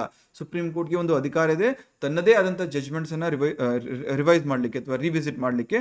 ಸೊ ಅದ್ರ ಪ್ರಕಾರ ಸುಪ್ರೀಂ ಕೋರ್ಟ್ 1973 ಕೇಶವಾನಂದ ಭಾರತಿ ಕೇಸಲ್ಲಿ ಪ್ರಿಯಂಬಲ್ ಅನ್ನ ಅಥವಾ ಪ್ರಸ್ತಾವನೆಯನ್ನ ಸಂವಿಧಾನದ ಒಂದು ಭಾಗ, ಅವಿಭಾಜ್ಯ ಅಂಗ ಅಂತ ಹೇಳಿದೆ. ರೈಟ್. ಸಂವಿಧಾನದ ಪೀಠಿಕೆಯಲ್ಲಿ ಸಂವಿಧಾನವನ್ನು ಅಂಗೀಕರಿಸಿದ ಯಾವ ದಿನಾಂಕವನ್ನು ಉಲ್ಲೇಖಿಸಲಾಗಿದೆ? November 26, 1949. ಈ A ಮತ್ತು B ಯಲ್ಲಿ ಸುಮಾರು ಜನ ಕನ್ಫ್ಯೂಸ್ ಮಾಡ್ಕೊಳ್ತೀರಾ. ಯಾರು ಸರಿಯಾಗಿ ರಿವೈಸ್ ಮಾಡಿರಲ್ಲ, ಯಾರು ಸೂಕ್ಷ್ಮತೆಯಿಂದ ಓದಿರಲ್ಲ ಅವರು. ಹಾಗಾಗಿ ದಯವಿಟ್ಟು ಸಂವಿಧಾನ ಓದುವಾಗ ಸೂಕ್ಷ್ಮತೆ ಇರಲಿ. ಯಾಕಂದ್ರೆ ನಾನು ನಿನ್ನೆ ಕ್ಲಾಸಲ್ಲಿ ಹೇಳಿದೆ, ಸಂವಿಧಾನದಲ್ಲಿ ಅಟ್ಲೀಸ್ಟ್ 19 to 20 ಕ್ವಶನ್ಸ್ ಬರುತ್ತೆ. ಸೊ ಈ 20 ಕ್ವಶನ್ಸ್ ಅಂದರೆ ನಿಮಗೆ ಒಂದು ಬೇಸ್ ಫೌಂಡೇಶನ್ ಸ್ಟ್ರಾಂಗ್ ಆಗುತ್ತೆ. Never miss this stage. Next, ಪೀಠಿಕೆಯಲ್ಲಿರುವಂತಹ ಸರಿಯಾದ ಪದಗಳ ಅನುಕ್ರಮವನ್ನ ಗುರುತಿಸಿ. KSPYQ, ಇದು PCPYQ ಬಂದಿತ್ತು ಈ ಹಿಂದಿನ ಪ್ರಶ್ನೆ. ಎಸ್, ಇಲ್ಲಿ ಮೆನ್ಷನ್ ಆಗಿದೆ ನೋಡಿ ಎಲ್ಲವೂ. ಇದು KPSC ಬಂದಿತ್ತು, ಇದು PSI ಬಂದಿತ್ತು, ಇದು UPSC ಬಂದಿತ್ತು, ಮತ್ತು KE ಕೂಡ ಬಂದಿತ್ತು. PCPYQ ಇದು ಕ್ವಶನ್ ನಂಬರ್ 4. ಕ್ವಶನ್ ನಂಬರ್ 5, ಪೀಠಿಕೆಯಲ್ಲಿರುವಂತಹ ಸರಿಯಾದ ಪದಗಳ ಅನುಕ್ರಮ, ಇದು ಕೂಡ ಇಂಪಾರ್ಟೆಂಟ್ ಆಗುತ್ತೆ. ಈ ರೀತಿ ಕೂಡ ಪ್ರಶ್ನೆ ಕೇಳ್ಬೋದು. ಸಾರ್ವಭೌಮ, ಸಮಾಜವಾದಿ, ಜಾತ್ಯತೀತ, ಪ್ರಜಾಸತ್ತಾತ್ಮಕ ಗಣರಾಜ್ಯ. Right. Sovereign, socialist, secular, democratic republic. Sovereign, socialist, secular, democratic republic. ಸಂವಿಧಾನದ ಸಭೆಯಲ್ಲಿ ಉದ್ದೇಶಗಳ ನಿರ್ಣಯ ಅಥವಾ ಧ್ಯೇಯಗಳ ನಿರ್ಣಯವನ್ನ ಮಂಡಿಸಿದವರು ಯಾರು? ಜವಾಹರ್ಲಾಲ್ ನೆಹರು ಅವರು. ಫೈನ್. ಇದಿಷ್ಟು ಪ್ರಿಯಂಬಲ್ ಬಗ್ಗೆ ಗೊತ್ತಿರಬೇಕು. ಈಗ ಪಾರ್ಟ್ 1 ಆಫ್ ದಿ ಇಂಡಿಯನ್ ಕಾನ್ಸ್ಟಿಟ್ಯೂಷನ್ಗೆ ಮೂವ್ ಆಗೋಣ. Within 10 minutes you are able to cover preamble. ನೆನಪಿರಲಿ, ಇಷ್ಟು ಕ್ವಿಕ್ ಆಗಿ ಎಲ್ಲರೂ ಕೂಡ ಕವರ್ ಮಾಡ್ಲಿಕ್ಕೆ ಆಗುತ್ತೆ, ಬಟ್ ಬೇರೆ ಬೇರೆ ದೃಷ್ಟಿಕೋನದಿಂದ ಬೇರೆ ಬೇರೆ ಒಂದು ಟೈಮ್ ಪೀರಿಯಡ್ ಬೇಕಾಗುತ್ತೆ. ಫಾರ್ ಎಕ್ಸಾಂಪಲ್, ಇದೇ ಪ್ರಿಯಂಬಲ್ ಟಾಪಿಕ್ ಅನ್ನ ನಾವು UPSC ಮತ್ತು KPSC ಪಾಯಿಂಟ್ ಆಫ್ ವ್ಯೂ ಓದಿದಾಗ ಕನಿಷ್ಠ 1.5 to 2 ಗಂಟೆ ಬೇಕಾಗುತ್ತೆ. ಯಾಕಂದ್ರೆ ಇದ್ರ ಮೇಲೆ ಪ್ರಿಲಿಮ್ಸ್ ಅಲ್ಲೂ ಪ್ರಶ್ನೆ ಕೇಳ್ತಾರೆ, ಮೇನ್ಸ್ ಅಲ್ಲಿ ಕೂಡ ಪ್ರಶ್ನೆ ಕೇಳ್ಬೋದು. ಸೊ ಮೇನ್ಸ್ ಅಲ್ಲಿ ಆ ಪ್ರಶ್ನೆ ಕೇಳಿದಾಗ ಅದಕ್ಕೆ ನಾವು ಬರೀಲಿಕ್ಕೆ ನಮ್ಮ ಹತ್ರ ಒಳ್ಳೆ ಕಂಟೆಂಟ್ ಬೇಕು, ಬ್ಯಾಕ್ಗ್ರೌಂಡ್ ಇನ್ಫಾರ್ಮೇಶನ್ ಬೇಕು, ಅಂಡ್ ಕೀವರ್ಡ್ಸ್ ಬೇಕು. ಹಾಗಾಗಿ ಅಲ್ಲಿ ಟೀಚ್ ಮಾಡ್ತಕ್ಕಂಥ ರೀತಿಯೇ ಬೇರೆ. ಸೊ ಹಾಗಾಗಿ ಒಬ್ಬ ಟೀಚರ್ಗೆ exam to exam teaching methodology ಯಾವ ರೀತಿ ವೇರಿ ಆಗುತ್ತೋ ಅದೇ ರೀತಿ ಒಬ್ಬ ಸ್ಟೂಡೆಂಟ್ಗೂ ಕೂಡ ಎಕ್ಸಾಮ್ ಟು ಎಕ್ಸಾಮ್ ನಿಮ್ಮ ಸ್ಟಡಿ ಅಪ್ರೋಚ್ ಕೂಡ ಚೇಂಜ್ ಆಗಬೇಕು. ಯಾಕೆ ಹೇಳ್ತಾ ಇದ್ದೀನಿ ಅಂತ ಹೇಳಿದ್ರೆ, ನಾನು ಇವತ್ತೊಂದು ಲೈಬ್ರರಿ ವಿಸಿಟ್ ಮಾಡಿದ್ದೆ, ಸ್ಟೂಡೆಂಟ್ಸ್ ಕರೆದಿದ್ರು ಅಂತ ಹೇಳ್ಬಿಟ್ಟು ಅಲ್ಲಿ ನೋಡ್ತಾ ಇದ್ದೀನಿ. ನಾನು ಪದೇ ಯಾವ ತಪ್ಪು ಮಾಡ್ತಾ ಇದ್ದೀರಾ ಅಂತ ಹೇಳ್ತಾ ಇದ್ದೀನಿ, ಅದೇ ತಪ್ಪು ಮಾಡ್ತಾ ಇದ್ದೀರಾ. ಎಲ್ಲ ಬುಕ್ಸ್ ತೊಗೊಂಬಂದು page by page, word by word ಓದ್ಕೊಂಡು ಹೋಗ್ತಾ ಇದ್ರು ಅವರು. ಏನು ಮಾಡ್ತಾ ಇದ್ದೀರಾ ಅಂತ ಕೇಳಿದೆ. ಸರ್, ಎಲ್ಲ ಓದ್ತಾ ಇದ್ದೀವಿ, ಹಿಂದೆ ಓದಿದ್ವಿ, ರಿವಿಷನ್ ಮಾಡ್ತೀವಿ ಅಂತ ಹೇಳ್ಬಿಟ್ಟು. ಸೊ ಎಷ್ಟು ದಿನ ಬೇಕು ನಿಮಗೆ ಎಲ್ಲ ಓದಲಿಕ್ಕೆ ಅಂತ ಕೇಳಿದ್ರೆ, ಸರ್ ಗೊತ್ತಾಗ್ತಾಯಿಲ್ಲ ಸರ್, ಕರೆಂಟ್ ಅಫೇರ್ಸ್ ಇವೆಲ್ಲ ಓದ್ತಾನೆ ನನ್ನ ಪ್ರಕಾರ ಹಗಲು ರಾತ್ರಿ ಓದಿದ್ರೆ ಒಂದು 50 ದಿನ ಬೇಕು ಸರ್ ಅಂತಂದರು. ಹಾಗಾದರೆ ಎಕ್ಸಾಮ್ಗಿಂತ ಮುಂಚೆ ನೀವು ರಿವೈಸ್ ಮಾಡೋಕೆ ಆಗದೆ ಇದ್ಮೇಲೆ ಈ 50 days ಓದಿ ಕೂಡ ಅಷ್ಟೊಂದು ಹೆಲ್ಪ್ ಆಗಲ್ಲ ಅಂತ ಕೇಳಿದೆ. So they were confused. So ಹಾಗಾಗಿ ಅದು ಬೇಡ ಅಂತಲ್ಲ, ಬೇಕು. ಅದ್ರ ಜೊತೆ ಯಾವುದ್ರ ಮೇಲೆ ಜಾಸ್ತಿ ಫೋಕಸ್ ಮಾಡಬೇಕು ಅಥವಾ ಯಾವುದು ಪ್ರೈಮ್ ಟಾಪಿಕ್ಸ್ ಇರುತ್ತೋ, ಯಾವುದ್ರ ಮೇಲೆ ಪ್ರಶ್ನೆಗಳು ಪದೇ ಬರ್ತಾ ಇದೆಯೋ ಅದನ್ನು ಮೊದಲು ಮುಗಿಸ್ಕೊಂಬಿಡಿ, ಪ್ರೈಮ್ ಏರಿಯಾಸ್ ಅಂತ ಕನ್ಸಿಡರ್ ಮಾಡಿಕೊಂಡು. ಆಮೇಲೆ ತದನಂತರದಲ್ಲಿ ಟೈಮ್ ಸಿಕ್ಕಾಗ ಉಳಿದಂಥ ಟಾಪಿಕ್ಸನ್ನು, ನಾಟ್ ಸೋ ಇಂಪಾರ್ಟೆಂಟ್ ಟಾಪಿಕ್ಸನ್ನು ನೀವು ಇದನ್ನ ಮಾಡ್ಕೊಂಡಿ. ಸೊ ಅದಕ್ಕೆ ಹೆಂಗೆ ಮಾಡಬೇಕು ಗೊತ್ತಾ?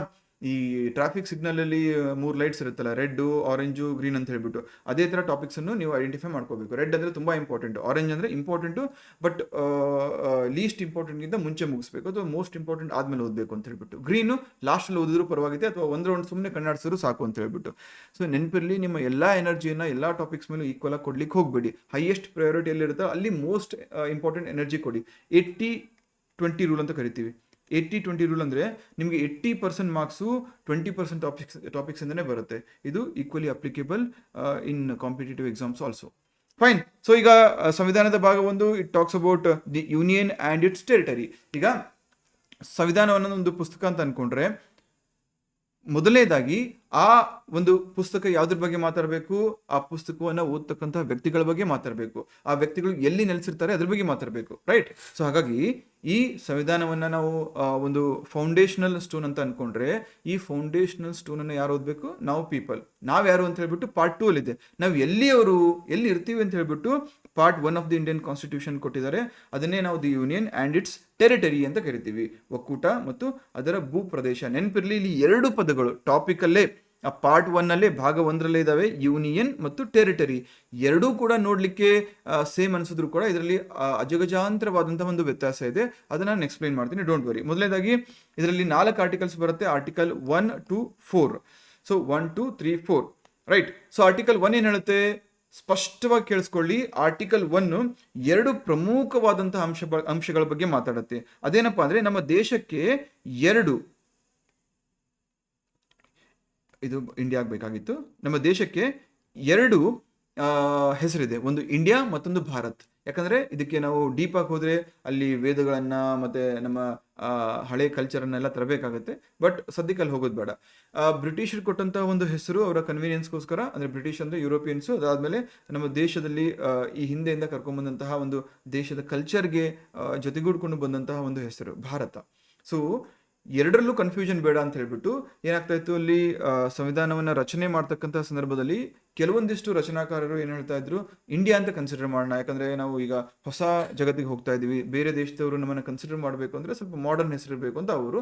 ಹಳಬರು ನಮ್ಮ ರೂಟನ್ನು ಬಿಟ್ಕೊಡೋದು ಬೇಡ, ಯಾಕಂದ್ರೆ ನಾವು ಎಲ್ಲಿಂದ ಬಂದಿದ್ದೀವಿ ಅದನ್ನ ಬಿಟ್ಕೊಟ್ರೆ ಇಟ್ ಮೇಕ್ಸ್ ನೋ ಸೆನ್ಸ್ ಅಂತ ಹೇಳ್ಬಿಟ್ಟು ಅದಕ್ಕೆ ಡಾಕ್ಟರ್ ಬಿ ಆರ್ ಅಂಬೇಡ್ಕರ್ ಏನು ಮಾಡ್ತಾರೆ, ತಲೆನೋವೇ ಬೇಡ, ಎರಡು ಪದಗಳನ್ನ ಇಟ್ಕೊಳ್ಳೋಣ. So India that is Bharat shall be a union of States ಅಂತ ಆರ್ಟಿಕಲ್ 1 ಹೇಳುತ್ತೆ. ಸೊ ಇಲ್ಲಿ 2 ಪಾಯಿಂಟ್ ಅಂತ ಹೇಳಿದೆ. ಮೊದಲನೇದು 2 ಹೆಸರಿದೆ, ಒಂದು ಇಂಡಿಯಾ ಮತ್ತು ಭಾರತ್, ಎರಡು ಕೂಡ ಕರಿಬಹುದು.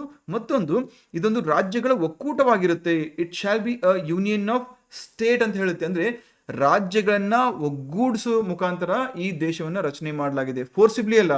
1947 ಅಲ್ಲಿ ಸ್ವತಂತ್ರ ಸಿಕ್ಕಾಗ ಬ್ರಿಟಿಷರು ಸ್ವತಂತ್ರ ನೀಡಿ ನಮಗೆ ನಮ್ಮದೇ ಸ್ವತಂತ್ರ ಅದು ನಮಗೆ ಕೊಟ್ಟು ದೇಶ ಬಿಟ್ಟು ಹೋಗುವಾಗ ಮತ್ತೆ ಒಡೆದು ಚಿಲ್ಲಾಪಿಲ್ಲಿ ಮಾಡಲಿಕ್ಕೆ ಪ್ರಯತ್ನ ಪಟ್ಟರು. ಏನಂತ ಹೇಳ್ಬಿಟ್ಟು ಸುಮಾರು 500 ಪ್ರಾಂತ್ಯಗಳಿತ್ತು ಅಲ್ಲಿ. ಬ್ರಿಟಿಷರು ಏನು ಹೇಳ್ತಾರೆ, ಈ ಕಮಿಷನರೇಟ್ಸು ಆಮೇಲೆ ಈ ಏನು ಬ್ರಿಟಿಷರ ಆಳ್ವಿಕೆಯಲ್ಲಿ ಡೈರೆಕ್ಟ್ ಆಗಿ ಅವ್ರ ಅಂಡರ್ಲಿ ಇರ್ತಕ್ಕಂತಹ ಪ್ರದೇಶಗಳನ್ನ ನಾವು ಭಾರತಕ್ಕೆ ಕೊಡ್ತೀವಿ. ಅದ್ರ ಜೊತೆಗೆ ಪ್ರಿನ್ಸ್ಲಿ ಸ್ಟೇಟ್ಸ್ ಏನಿರ್ತವೆ ಅಂದ್ರೆ ರಾಜರ ಆಳ್ವಿಕೆಯಲ್ಲಿದ್ದಂತಹ ಪ್ರದೇಶಗಳು ತಮ್ಗೆ ಇಷ್ಟವಾದಂತಹ ಒಂದು ಚಾಯ್ಸ್ ಅನ್ನ ಮಾಡ್ಬೋದು, either they can join India or Pakistan ಅಂತ ಹೇಳ್ಬಿಟ್ಟು ಹೋಗ್ತಾರೆ.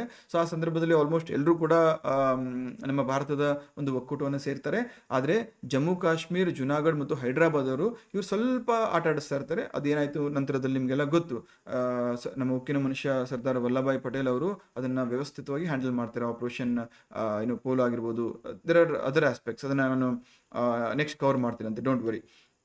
ಸೊ ಇಲ್ಲಿ ಯೂನಿಯನ್ ಆಫ್ ಸ್ಟೇಟ್ಸ್ ಅಂದ್ರೆ ಏನಪ್ಪಾ ಅಂತ ಹೇಳಿದ್ರೆ, ರಾಜ್ಯಗಳು ತಾವು ಇಷ್ಟಪಟ್ಟು ಇಚ್ಛೆಪಟ್ಟು ಈ ಒಂದು ದೇಶವನ್ನು ನಿರ್ಮಾಣ ಮಾಡಿಲ್ಲ.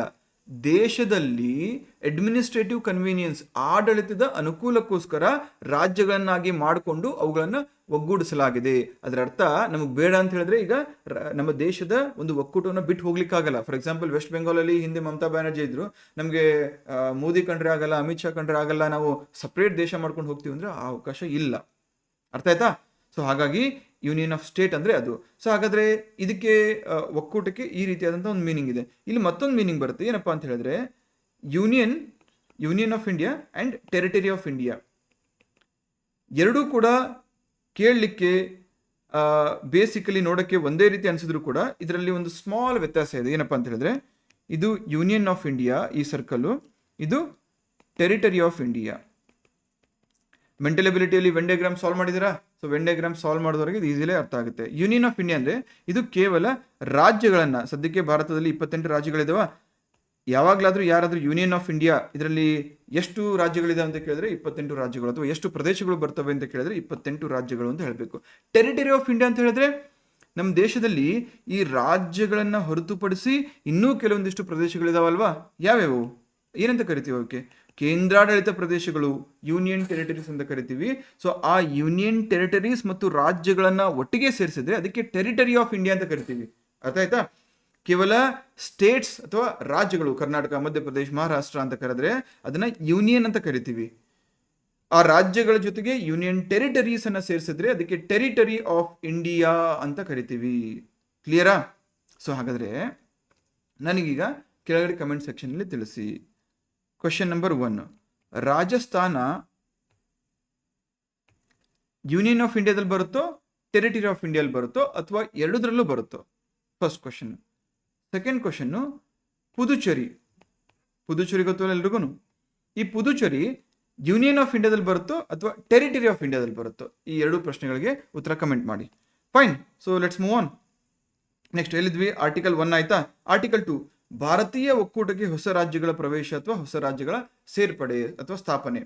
ಆರ್ಟಿಕಲ್ 2 ಮತ್ತು ಆರ್ಟಿಕಲ್ 3 ಒಟ್ಟಾಗಿ ಓದ್ಕೊಳ್ಳಿ, ಯಾಕಂದ್ರೆ ಆರ್ಟಿಕಲ್ 2 ಈ ಹಿಂದೆ ಭಾರತದ ಭಾಗವಾಗಿರದೇ ಇದ್ದಂತಹ ಒಂದು ಪ್ರದೇಶಗಳನ್ನ ಭಾರತಕ್ಕೆ ಸೇರಿಸ್ಕೊಂಡ್ರೆ ಅದ್ರ ಬಗ್ಗೆ ಮಾತಾಡುತ್ತೆ. ಆರ್ಟಿಕಲ್ 3 ಈಗಾಗಲೇ ಭಾರತದ ಭೂಪ್ರದೇಶದಲ್ಲಿ ಇದ್ಕೊಂಡು ಅದರಲ್ಲಿ ಕೆಲವೊಂದಿಷ್ಟು ಬದಲಾವಣೆಯನ್ನ ಮಾಡಿದ್ರೆ ಅದು ಆರ್ಟಿಕಲ್ 3 ಮುಖಾಂತರ ಆಗುತ್ತೆ. ಫಾರ್ ಎಕ್ಸಾಂಪಲ್ 1975 ವರ್ಗು ಸಿಕ್ಕಿಂ ಭಾರತದ ಒಂದು ರಾಜ್ಯವಾಗಿರಲಿಲ್ಲ. ಸಿಕ್ಕಿಂ ಒಂದು ಸಪ್ರೇಟ್ ದೇಶನೇ ಆಗಿತ್ತು. 1974 ಅಲ್ಲಿ ಅದಕ್ಕೆ ಈ ಕಡೆ ಚೈನಾದಿಂದ ತುಂಬಾ ಥ್ರೆಟ್ಸ್ ಬಂತು, ಅಂಜಿಕೆ ಅಥವಾ ಒಂಥರ ಫಿಯರ್ಫುಲ್ ಸಿಚುವೇಶನ್ ಬಿಲ್ಡ್ ಆಯಿತು. ಸೊ ಆ ಸಂದರ್ಭದಲ್ಲಿ ಅವರು ಬಂದು ಭಾರತಕ್ಕೆ ಸೇರಿಸ್ಕೊಂಡು, ಅಂದ್ರೆ ಭಾರತಕ್ಕೆ ನಮ್ಮನ್ನು ಸೇರಿಸ್ಕೊಳ್ಳಿ ಅಂತ ರಿಕ್ವೆಸ್ಟ್ ಮಾಡಿ ತದನಂತರದಲ್ಲಿ ಒಂದು ಪಾರ್ಟ್ ಆಫ್ ಇಂಡಿಯಾ ಆಗಿರ್ತಾರೆ. ಸೊ ಹಾಗಾಗಿ ಸಿಕ್ಕಿಂ 1975 ಅಲ್ಲಿ ಭಾರತಕ್ಕೆ ಬಂದಾಗ ಯಾವ ಆರ್ಟಿಕಲ್ ಅನ್ವಯ ಭಾರತಕ್ಕೆ ಸೇರಿಸ್ಕೊಳ್ಳಾಯಿತು? ಆರ್ಟಿಕಲ್ 2. ನಂತರದಲ್ಲಿ ಗೋವಾ ಭಾರತದ ಒಂದು ಭಾಗವಾಗಿರಲಿಲ್ಲ. ಅಲ್ಲಿ ಪೋರ್ಚುಗೀಸನ್ನು ಹೊಡೆದೋಡಿಸಿ ಅದಾದ್ಮೇಲೆ ಭಾರತಕ್ಕೆ ಈ ಗೋವಾನ ಸೇರಿಸ್ಕೊಂಡ್ಮೇಲೆ ಯಾವ ಆರ್ಟಿಕಲ್ ಪ್ರಕಾರ ಸೇರಿಸ್ಕೊಳ್ಳಾಗುತ್ತೆ? ಆರ್ಟಿಕಲ್ 2. ಈಗ ಹಂಗಾರೆ ಆರ್ಟಿಕಲ್ 3 ಏನು? 2014ರವರೆಗೂ ತೆಲಂಗಾಣ ಅನ್ನೋ ಸ್ಟೇಟ್ ಇರಲಿಲ್ಲ, ಇಲ್ಲ. ಸೊ 2014ರಲ್ಲಿ ತೆಲಂಗಾಣ ಕ್ರಿಯೇಟ್ ಮಾಡ್ತಾರೆ. ಸೊ ಆ ತೆಲಂಗಾಣವನ್ನ ಆಂಧ್ರ ಪ್ರದೇಶದಿಂದ ವಿಭಜಿಸಿ ಭಾರತದ ಒಂದು ಒಕ್ಕೂಟಕ್ಕೆ ಸೇರಿಸಿಕೊಳ್ಳಾಗುತ್ತೆ, ಅಥವಾ ಆಂಧ್ರ ಪ್ರದೇಶದಿಂದ ವಿಭಜನೆ ಮಾಡಿ ತೆಲಂಗಾಣವನ್ನ ರಚನೆ ಮಾಡಲಾಗುತ್ತೆ. ಸೊ ಇದು ಯಾವ ಒಂದು ಆರ್ಟಿಕಲ್ ಪ್ರಕಾರ ಆಗುತ್ತೆ ಅಂತ ಹೇಳಿದ್ರೆ ಆರ್ಟಿಕಲ್ 3 ಪ್ರಕಾರ. ಸೊ ಹಾಗಾದ್ರೆ ಹೊಸ ರಾಜ್ಯಗಳ ರಚನೆ ಮತ್ತು ಅಸ್ತಿತ್ವದಲ್ಲಿರುವಂತಹ ರಾಜ್ಯಗಳ ವಿಸ್ತೀರ್ಣ, ಗಡಿಗಳು ಅಥವಾ ಹೆಸರುಗಳ ಬದಲಾವಣೆ ಯಾವುದರ ಮುಖಾಂತರ ಆಗುತ್ತೆ? ವಿಧಿ 3ರ ಮುಖಾಂತರ ಆಗುತ್ತೆ, ಆರ್ಟಿಕಲ್ 3 ಮುಖಾಂತರ ಆಗುತ್ತೆ. ಈಗ ಹೇಳಿ, ಕರ್ನಾಟಕ ರಾಜ್ಯವನ್ನ ಈ ಹಿಂದೆ ಮೈಸೂರು ಪ್ರಾಂತ್ಯ ಅಂತ ಕರೆಯಲಾಗ್ತಾ ಇತ್ತು, ಮೈಸೂರು ರಾಜ್ಯ ಅಂತ ಕರೆಯಲಾಗ್ತಾ ಇತ್ತು. ಅದನ್ನ ಕರ್ನಾಟಕ ಅಂತ ಮರು ನಾಮಕರಣ ಮಾಡಲಾಯಿತು. ಯಾವ ವರ್ಷದಲ್ಲಿ ಈ ಮರು ನಾಮಕರಣ ನಡೆಯುತ್ತೆ, ಆ ಸಂದರ್ಭದಲ್ಲಿ ಕರ್ನಾಟಕದ ರಾಜ್ಯದ ಮುಖ್ಯಮಂತ್ರಿ ಯಾರಾಗಿದ್ರು ಮತ್ತು ಇದಕ್ಕೆ ಯಾವ ಆರ್ಟಿಕಲ್ ನ ಬಳಸಿದ್ರು? ಈ 3 ಪ್ರಶ್ನೆಗಳಿಗೆ ಕಮೆಂಟ್ ಮಾಡಿ. ನೆಕ್ಸ್ಟ್ ಆರ್ಟಿಕಲ್ 4 ಏನ್ ಹೇಳುತ್ತೆ?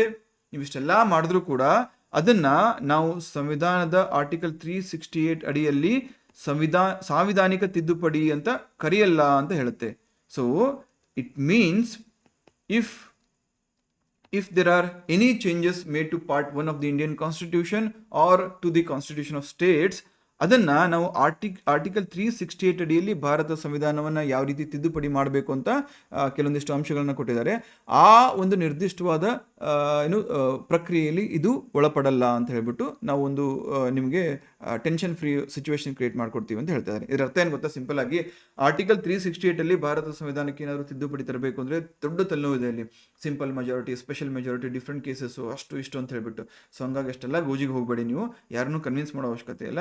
ಒಂದು ಸಿಂಪಲ್ ಕಾನೂನನ್ನ ನೀವು ಮಾಡಲಿಕ್ಕೆ ಯಾವ ರೀತಿಯಾದಂಥ ಮೆಜಾರಿಟಿ ಬೇಕು? ಸಿಂಪಲ್ ಮೆಜಾರಿಟಿ, ಸಾಮಾನ್ಯವಾದಂಥ ಮೆಜಾರಿಟಿ, ಅದನ್ನು ಬಳಸ್ಕೊಂಡು ನೀವು ಆರ್ಟಿಕಲ್ 1, 2, 3 ಬದಲಾವಣೆ ಮಾಡಬಹುದು ಅಂತ ಹೇಳ್ತಾರೆ. ಸೊ ಇಷ್ಟು ನೆನಪಿರಬೇಕು. ಆರ್ಟಿಕಲ್ 1, 2, 3 ಅಲ್ಲಿ ಏನೇ ಬದಲಾವಣೆ ಆದರೂ ಕೂಡ ಅದನ್ನ ಆರ್ಟಿಕಲ್ 368 ಅನ್ವಯ ಸಾಂವಿಧಾನಿಕ ತಿದ್ದುಪಡಿ ಅಂತ ಕರೆಯಲ್ಲ, ಅದನ್ನ ಸಾಮಾನ್ಯ ತಿದ್ದುಪಡಿ ಅಂತ ಕರೀತಾರೆ. ಅದಕ್ಕೆ ಸ್ಪೆಷಲ್ ಮೆಜಾರಿಟಿ ಏನು ಬೇಡ, ಸಿಂಪಲ್ ಮೆಜಾರಿಟಿ ಸಾಕಾಗುತ್ತೆ. ಸೊ ಆರ್ಟಿಕಲ್ 1, 2, 3, 4 ಆಯ್ತಾ? ಸೊ ಆರ್ಟಿಕಲ್ 1, 2, 3, 4 ಇದಕ್ಕೆ ಏನೇ ಬದಲಾವಣೆ ಆದರೂ ಕೂಡ ಶೆಡ್ಯೂಲ್ 1 ಮತ್ತು ಶೆಡ್ಯೂಲ್ 4, ಈಗಾಗಲೇ ಪಾರ್ಟ್ಸ್ ಮತ್ತು ಶೆಡ್ಯೂಲ್ಸ್ ಮಧ್ಯೆ ಇರತಕ್ಕಂಥ ಡಿಫ್ರೆನ್ಸ್ ಹೇಳಿದ್ದೀನಿ. ಪಾರ್ಟ್ಸ್ ಅಂದರೆ ಚಾಪ್ಟರ್ಸ್ ಇದ್ದಂಗೆ, ಶೆಡ್ಯೂಲ್ಸ್ ಅಂದರೆ ಈ ಬುಕ್ಕಲ್ಲಿ ಲಾಸ್ಟಲ್ಲಿ ಅಪೆಂಡಿಕ್ಸ್ ಅಂತ ಕೊಟ್ಟಿರ್ತಾರಲ್ಲ, ಸೊ ಆ ರೀತಿ ಇದ್ದಂಗೆ. ಸೊ ಫಸ್ಟ್ ಇಫ್ ಪ್ರಶ್ನೆ ಬರುತ್ತಿದ್ದು ಆರ್ಟಿಕಲ್ 1, 2, 3, 4 ಅಥವಾ ಸಂವಿಧಾನದ ಭಾಗ 1ಕ್ಕೆ ಏನಾದರೂ ತಿದ್ದುಪಡಿ ಆದರೆ ಅದು ಯಾವ ಅನುಸೂಚಿಗಳಿಗೆ ತಿದ್ದುಪಡಿ ಆದಂಗೆ ಅಂತ ಭಾವಿಸಲಾಗುತ್ತೆ ಅಂತ ಕೇಳಿದ್ರೆ first schedule and fourth schedule, correct? and it is not considered to be a constitutional amendment under article 368 ಹೇಳಿದೆ, ರೈಟ್? ಸೊ ಇದಕ್ಕೆ ಒಂದು ಪ್ರೊಸೀಜರ್ ಇದೀಗ. ಆರ್ಟಿಕಲ್ 2 ಅಲ್ಲಿ ಭಾರತದ ಒಂದು ಒಕ್ಕೂಟಕ್ಕೆ ಸೇರ್ಪಡೆ ಆಗಬೇಕು ಅಂದ್ರೆ ಒಂದು ರಾಜ್ಯಕ್ಕೆ, ಅದು ಇಟ್ಸ್ ವೆರಿ ಸಿಂಪಲ್, ಏನು ತೊಂದರೆ ಇಲ್ಲ. ಬಟ್ ಆರ್ಟಿಕಲ್ 3 ಅಡಿಯಲ್ಲಿ ಪ್ರಸ್ತುತವಾಗಿ ಇರ್ತಕ್ಕಂಥ ಒಂದು ರಾಜ್ಯದ ಬೌಂಡ್ರಿಯನ್ನ, ಗಡಿಯನ್ನು ಚೇಂಜ್ ಮಾಡಬೇಕು ಅಂತ ಹೇಳಿದ್ರೆ, ಹೊಸ ರಾಜ್ಯವನ್ನ ಎಕ್ಸಿಸ್ಟಿಂಗ್ ರಾಜ್ಯದಿಂದ ರಚನೆ ಮಾಡಬೇಕು ಅಂತ ಹೇಳಿದ್ರೆ, ಅಥವಾ ಆ ರಾಜ್ಯದ ಮರು ನಾಮಕರಣ ಅಥವಾ ಹೆಸರನ್ನ ಚೇಂಜ್ ಮಾಡಬೇಕು ಅಂತ ಹೇಳಿದ್ರೆ ಅದಕ್ಕೊಂದು ಪ್ರೊಸೀಜರ್ ಅನ್ನ ಆರ್ಟಿಕಲ್ 3 ಹೇಳುತ್ತೆ. ಏನಪ್ಪ ಪ್ರೊಸೀಜರ್? ಸಿಂಪಲ್ 3 ಸ್ಟೆಪ್ಸ್ ಇದಾವೆ.